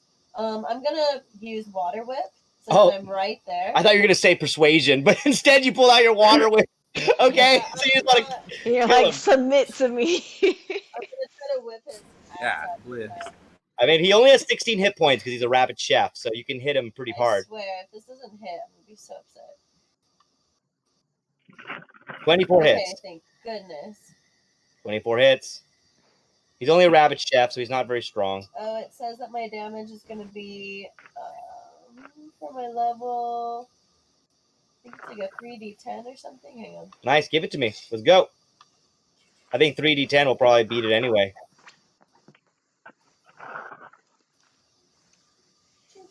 You got it?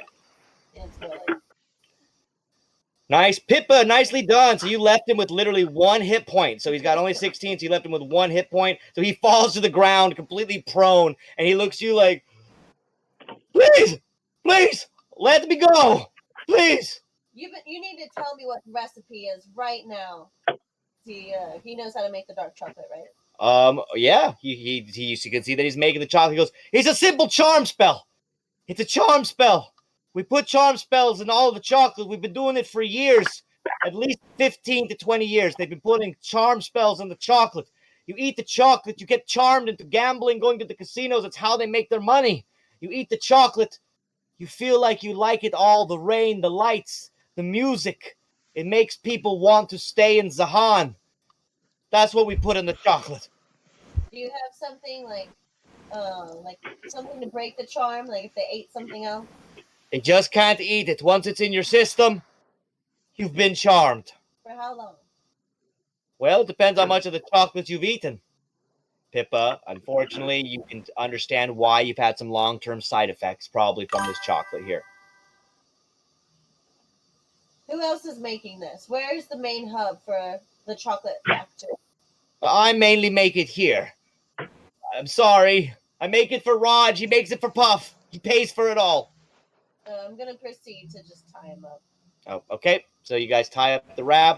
However, Sakura, Wendeline, Pippa, Belle, you do see that in the kitchen there's indeed a back door leading down to a cellar. This is what the guy told, the little rabbit told you about Sakura.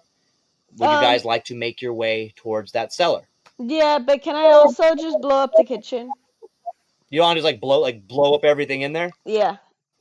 But wait, how's everyone else going to follow us in there? We don't know where this goes. I mean, he just said it leads out there. I mean, how's the rest of the team going to go through the blown up? I mean, they'll figure it out, I'm sure.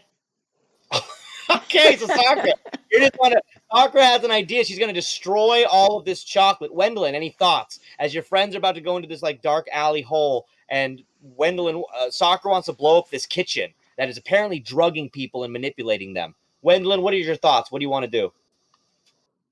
Sounds good to me, I guess. Fine by me. Wendeline, you're like, fuck it, blow it up. I mean, this is not like a controlled demolition here. Hang on. If you just it is a controlled demolition. I'm just gonna use the thunder. I'm gonna use my thunder Let's assess clap the variables thing here. and just boom. Thunderclap us into the next dimension. Just. All right, so Sakura, what are you gonna do? I'm gonna move on to the next part of the team here in a second. What do you want to do, Sakura? So I'm gonna have all of us start going into the little back door thing. Okay. And then while everyone else is in the back door, I'm just gonna do thunderclap real quick and just kind of ruin the kitchen. Yeah, just destroy the kitchen. All right, yeah, just destroy the kitchen. So Sakura, you do a big old thunderclap. Boom! I'm going to just allow you to do this. And as you do this, Sakura, you do a good amount of damage. Just give me the damage from the thunderclap just to see how badly you damage all the equipment and stuff in the room. Just give me direct damage. And see just It's just a 13. Oh, it's just a 13? It's nothing, okay, it's nothing crazy. I didn't want to go too crazy with it, you know? Yeah, so Sakura, you're thinking about your friends and finding the way out. So you manage to go thunder boom, and you basically do a thunderclap to the room, and you just basically make a giant mess of the kitchen. The tied up rabbit goes ah, as he basically screams as all the chocolate is blown all over the place. Oh, calm down. Belle, stay close to us and don't for anything eat any of the chocolate. And then can I roll perception for Well, wait, actually, Pippa, you can't roll perception yet. I'm going to move on. So Pippa, Wendeline, Sakura, you guys managed with the rest of the group, Belle, Pete, and Sirus. You guys are now going down this tunnel, seemingly leading to this cellar that the young rabbit boy said will lead to a coliseum. So that is now where you guys are headed. However, in the other room, Raj is waiting.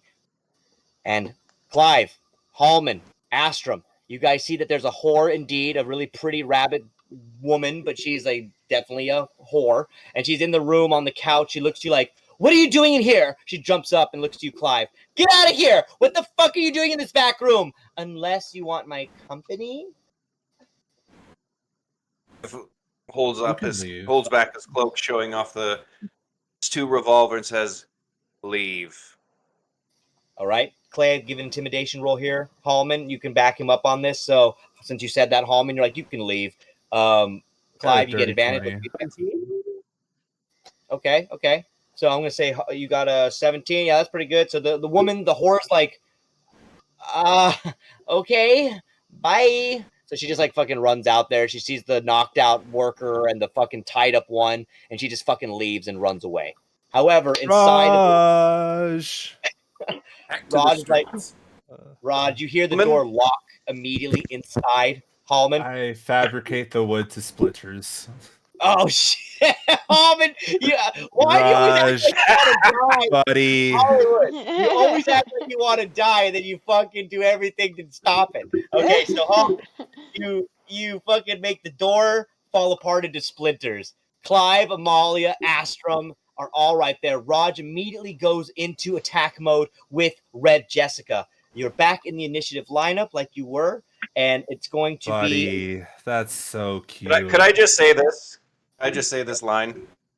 Yes. Right as the door splinters and Halmon's standing right there, Clive just steps up from behind him with revolver drawn. Knock, knock. So that's just like the two hands, right? So Halmon just like standing there as Clive steps by, and then after Clive, Amalia, and then after Amalia, Astrum. So it's just just you all pop out from behind Halmon, just like looking badass. So Oh my god, Raj, we're gonna take this real slow, buddy. Let's go. Well, Raj and Red Jessica, just so you know, are a lot stronger than you guys might think, as it seems that Red Jessica is actually up next, and Jessica Rabbit here is going to protect her Roger Rabbit. So as Jessica, with her giant big old model body and her big boobs and her red hair, she looks just like Jessica Rabbit, except for she has a little bit of rabbit ears on her head herself. You guys might remember I made art of these characters a while ago.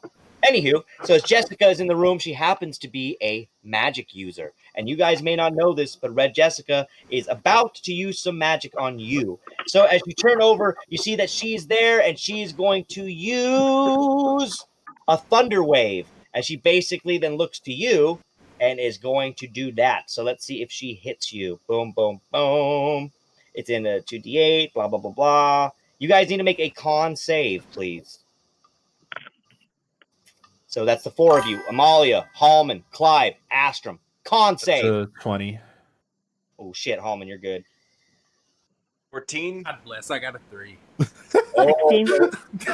Astrum's like aura forming behind us, and then just gets blown away. Yeah, exactly. Halmon, you just take the blow, no problem. But everybody behind you, unfortunately, except Amalia, you're okay. But unfortunately, Clive, Astrum, you take the hit, and that is going to be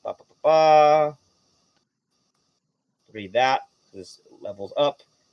It's not that much. You guys only take 9 hit points of damage. So Astrum, Clive, you take 9 hit points of damage, as you're also blown back, though, a couple feet. Boom, 5 foot. Boom, 5 foot.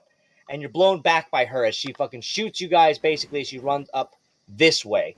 Red Jessica is then also going to use a bonus action, to use Taunt. She's going to taunt you, Halmon, and you need to succeed on a DC Charisma save here, or you get disadvantage.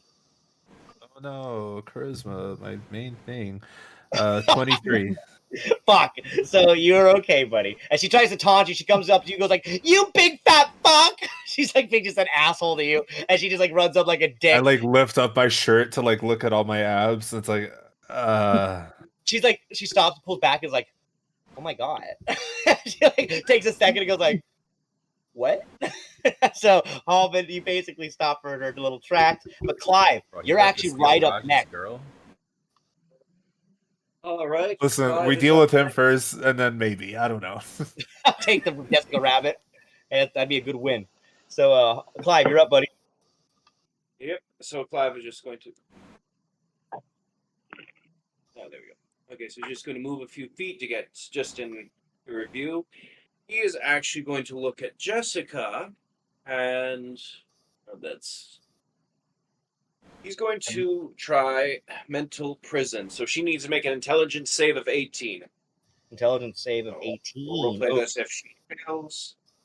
Okay. Intelligence of 18. She's got no pluses. Fuck! Damn it, she rolled a 16. Fuck, if I had a plus 1 or 2. Okay, so she rolled a 16. Okay, so this is what happens.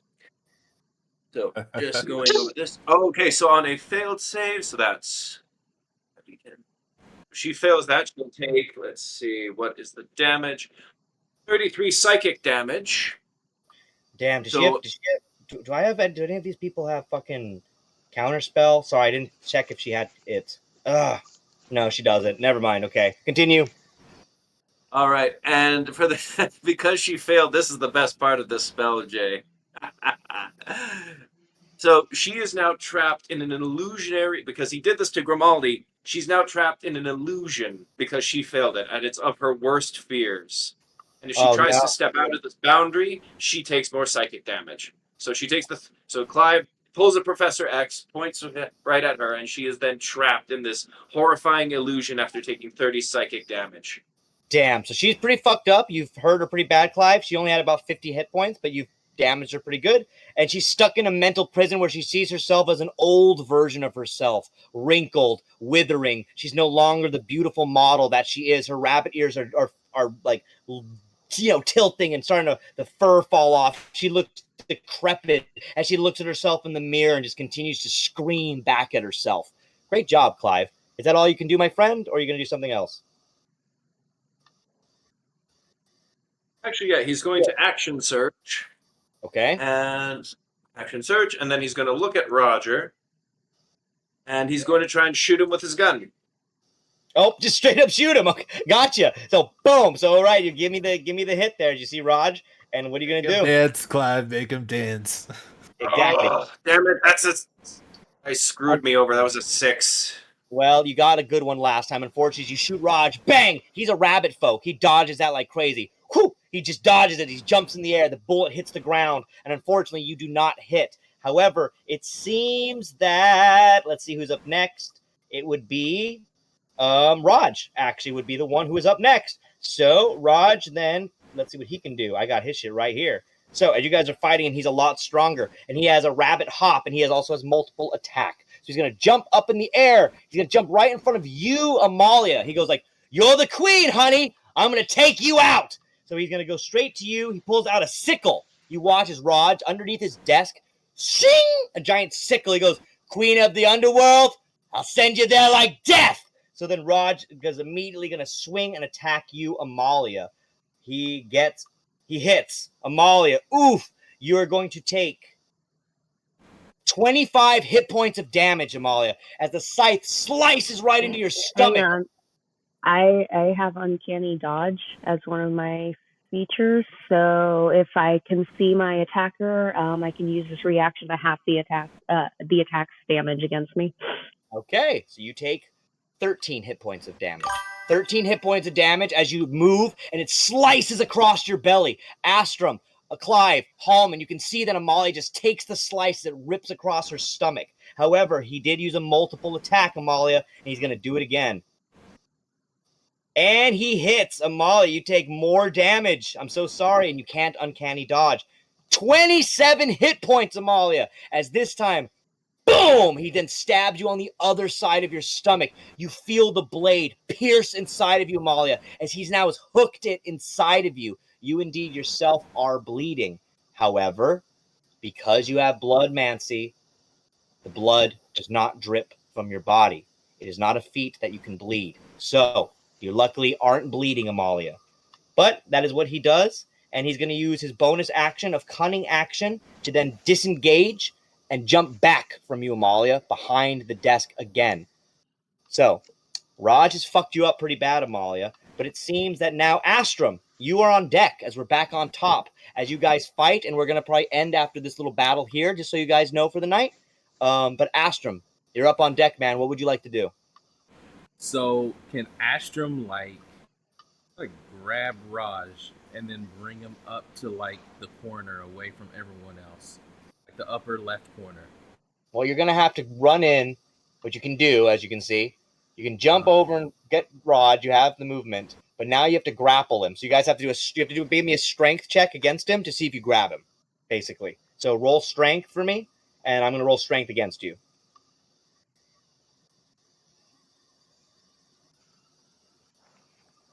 Ooh, you won, Astrum. You got him because he has no plus on his strength. So you got him, Astrum. You grabbed him by his collar.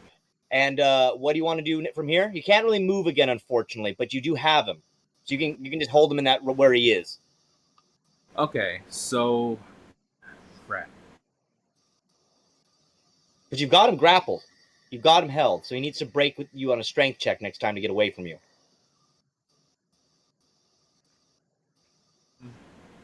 I think Astrum's just going to hit him with the Sea Serpent Strike. I was going to do a Thunder Wave, but that's going to hit everyone else.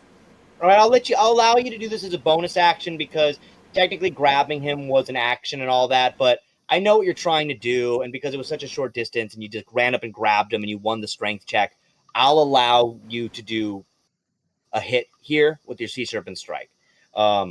Usually that wouldn't happen because that was an action, but I'll let you do it. So give me that Sea Serpent hit. You got him, so he definitely has a disadvantage. So you have an advantage. So let's see if you hit him. Thank you, by the way, the other girls. I know you guys went off in your own tunnels. Thank you guys for bearing with me through this fight. You hit him. Give me that damage.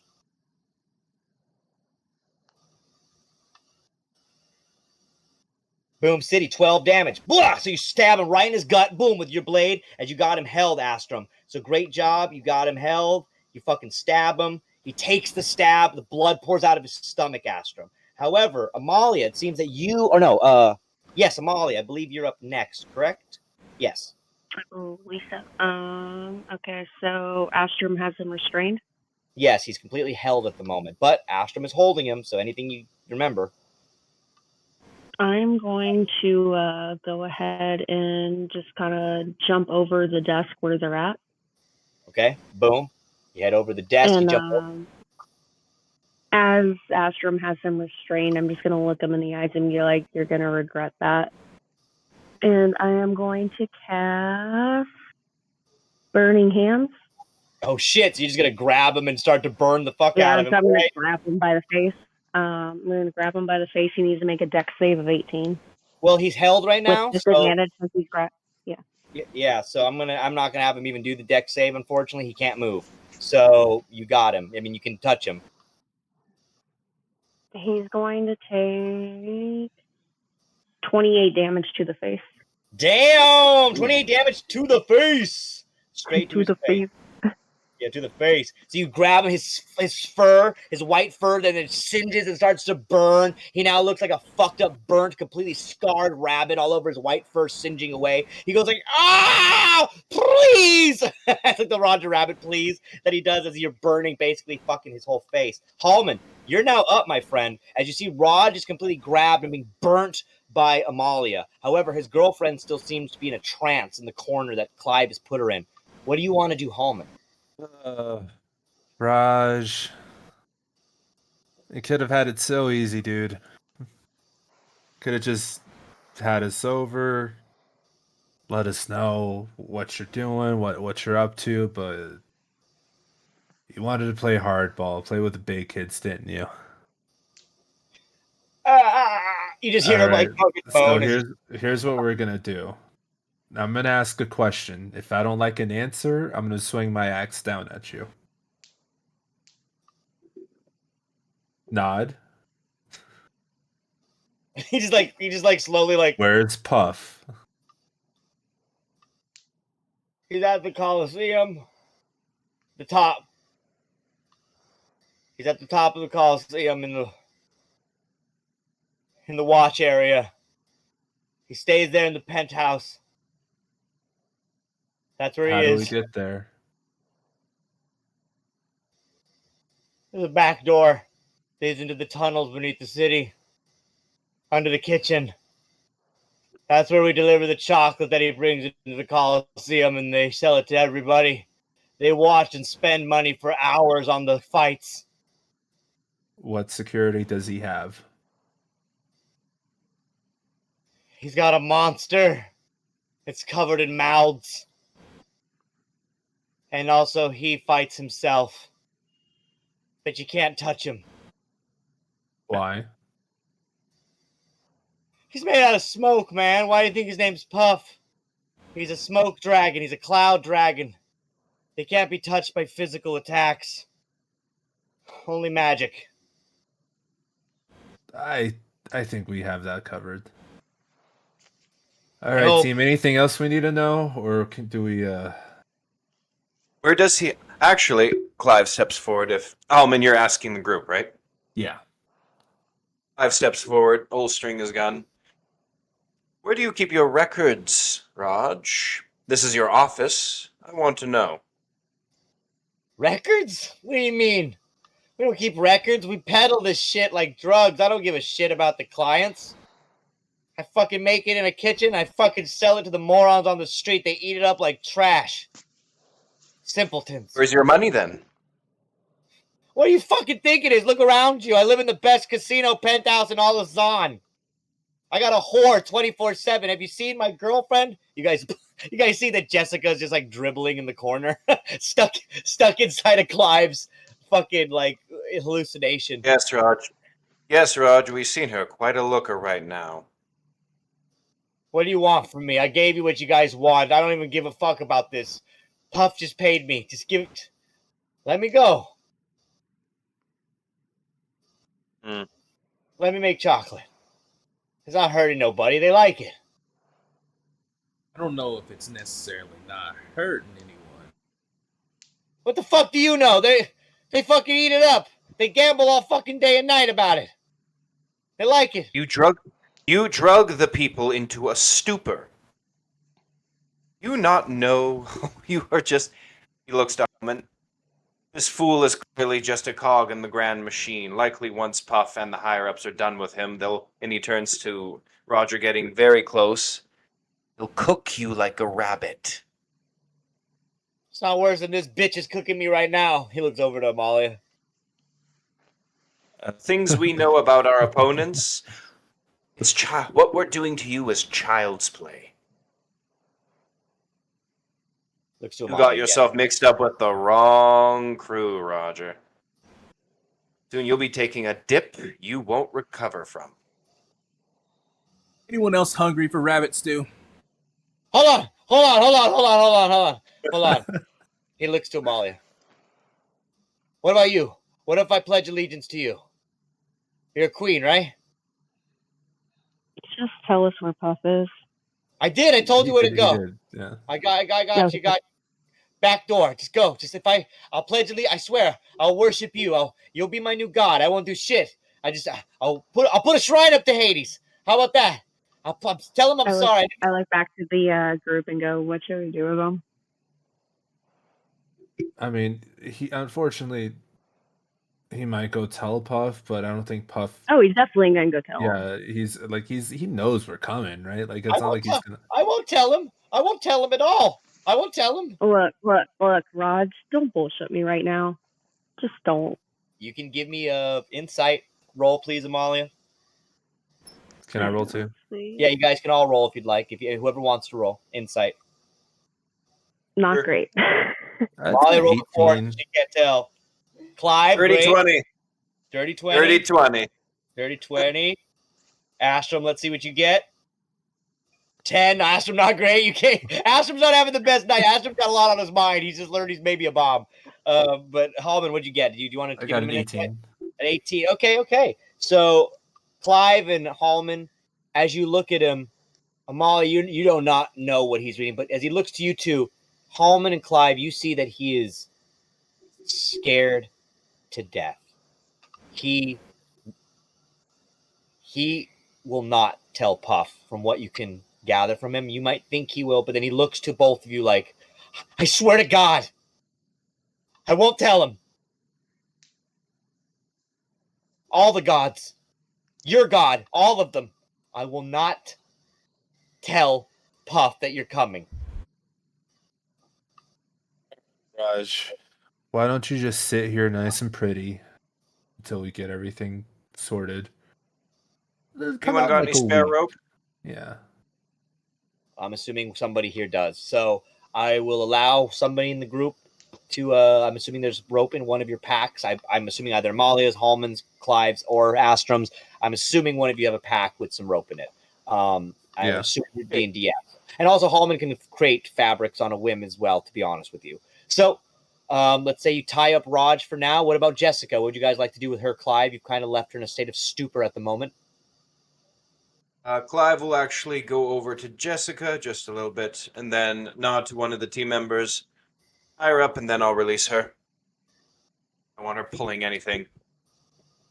All right, so I'm going to assume then you guys also tie up Jessica, and she is left. Make sure she's blindfolded too and gagged. Somatic components, remember, for spells. All right. The only thing I will do for Jessica on this one myself is I'm going to do a sleight of hand for her. Only a 3, so she is tied up. So she's trying. She tries like somehow as if you could see Clive as you dispel the spell from her. She wants to try to wiggle her hands free, but she can't, and her brain is just in an exhausted state. She seems to. She just kind of slumps and seems to kind of pass out in a state of exhaustion. But all 4 of you have seemed to manually subdue these 2. You guys want to join the rest of the group down through the kitchen door? Or what would you want to do? Amalia, I'm going to kind of let you guide them here at this moment after Raj and Jessica have been tied up. Bless you. I'm going to look back to Raj and just like look him straight in the eye. You tell him I'm burning the rest of your face off. You understand me? I'm assuming that you're pretty intimidating here, Amalia, and since he's been badly burnt by you, you don't have to roll. He just looks to you and goes, yeah, I hear you. I hear you. So now, should we go find Sakura? Can we hear her like creating those loud bursts in the other room? By the way, I think that unfortunately, I would say, unfortunately for you guys, bless you, Harley, you're sneezing like crazy. As you guys were in the middle of that fight, unfortunately, I'm going to say that Sakura and them did this. So during that fight, you did not hear that. However, as you guys get to the kitchen, I will say that you guys see that there's a giant mess all over the floor. A tied up rabbit man who is on the floor as well. And you guys see that the cellar door is completely swung wide open. You can assume, I'm assuming that your friends all went down direction as the rabbit guy in the room goes, they went that way. He's just tied up on the ground, the chef, but you guys see it all. All right, Halmon, you first. Yes, Jay. I mean, sorry, not Jay. Sorry, Clive. Yes, I'm talking to myself. Yes, Bill. Just a quick question. Before everyone went to the kitchen, I just wanted to wait till Amalia finished what she did. Would Clive be able to see into what, just move the icon into this room? Because he's curious about the door there. Oh, yeah, you can check into it really fast if you'd like. Yeah, he'll do that as they're finishing up. However, give me a sleight of hand check really fast to see if you can get into the door. He's just going to blow the door open with his gun. Just point the revolver right at the lock. Kablam! All right, I'll give you that. Boom. You shoot it, Clive, and as you get into the room, you can see that in that room is indeed where they have just the leftover remains of ingredients. As you can see, there's a lot of chopped up meat, leftover meat from the food that they make. You can see that in that room, Clive, there's also, like I said, there's supplies for making more chocolate. You can see that there's a bit of arcane little bottles. Clearly, this is the charm spell that they were adding to said chocolate. It's just tiny vials, not really much to do anything, but enough if you mix a lot of it into a batch. Clearly, there's a charm spell in there. But unfortunately, Clive, there's not much in there. But if you're looking for some meat, there is meat. However, none of it seems to be human. What you can see from all that dead meat, Clive, animals. These are rabbit folk and dragonborns and halflings, so they're not eating human meat on the regular. Yeah. No, that's fine. Clive is actually going to hopefully find like a small leather pouch, and he's going to try and buy a bunch of the small bottles and put them into a leather pouch. Okay. Essentially, he sees the little charm bottles and thinks, oh, this could be handy. Okay, well, let's say that you were able to take, I'm going to say 5 to 7. I'll give you 7. 7 charm potions. You got 7 of them. All right. And then Clive, let's say that you go back with the rest of your group, and it seems that Halmon, Amalia, Astrum, I'm assuming that you guys then want to head down the tunnel to follow after your friends towards the Colosseum. Yes? Yeah, Clive, can you be shooting out messages telepathically until we catch them? No, I have to see them, Halmon. However, he then stands over to the. Clive stands above the entrance to the cave, and then a wisp of smoke comes from his hand. He whispers into it, and then blows it into the cave, sending message to Pippa. Okay, so you're sending message to her so that she could then somehow She knows that to hold off as we're catching up. The message is simply, Pippa, if you hear this, hold off, don't venture further. Puff is in the Coliseum with guards. Stay put, we're on our way.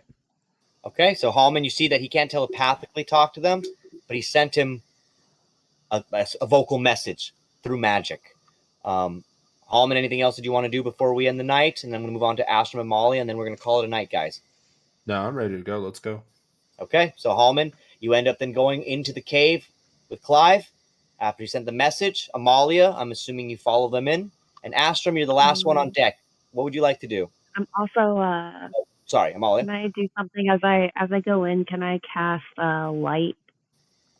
Oh, sure, of course. So as you look down the hallway, you can see where your friends had gone. It's just a kind of a dark, just regular, generic stone gray hallway at this moment in time. Much like the one you saw leading into King Enon's underground area, but that was all rocks and stuff. This is just like a regular stone underground tunnel.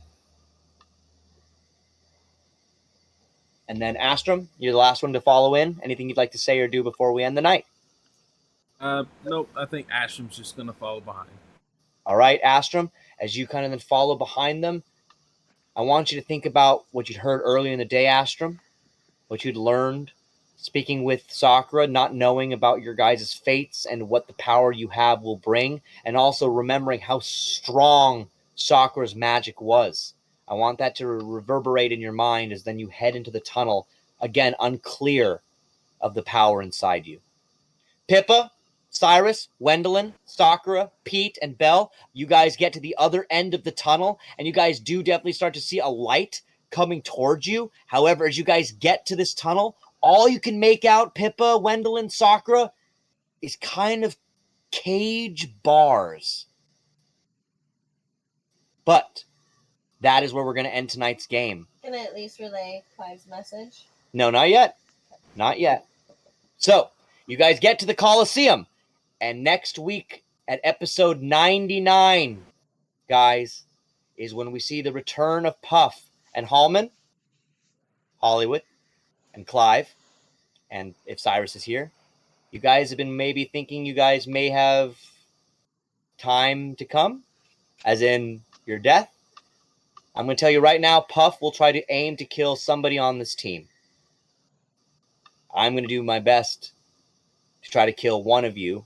And Halmon, it might be you. Clive could be you. Amalia could be you. Sakura could be you. But perhaps one of you will go. It also depends on what your teammates do. I know some of you want to go out in a grand manner, but if some of them have the ability to help you, they will, I'm sure. So, until next week, everybody. I love my dog, Brian. And let's play some more D&D! Get ready for fucking Puff. Because I have a lot of shit with him, guys, and he is strong. You have a fucking monster covered in mouths. And will you release the last master? And will you help your friend Sett? Or will he die? All right, guys. Jade, you can end it whenever you're ready. Okay, edit.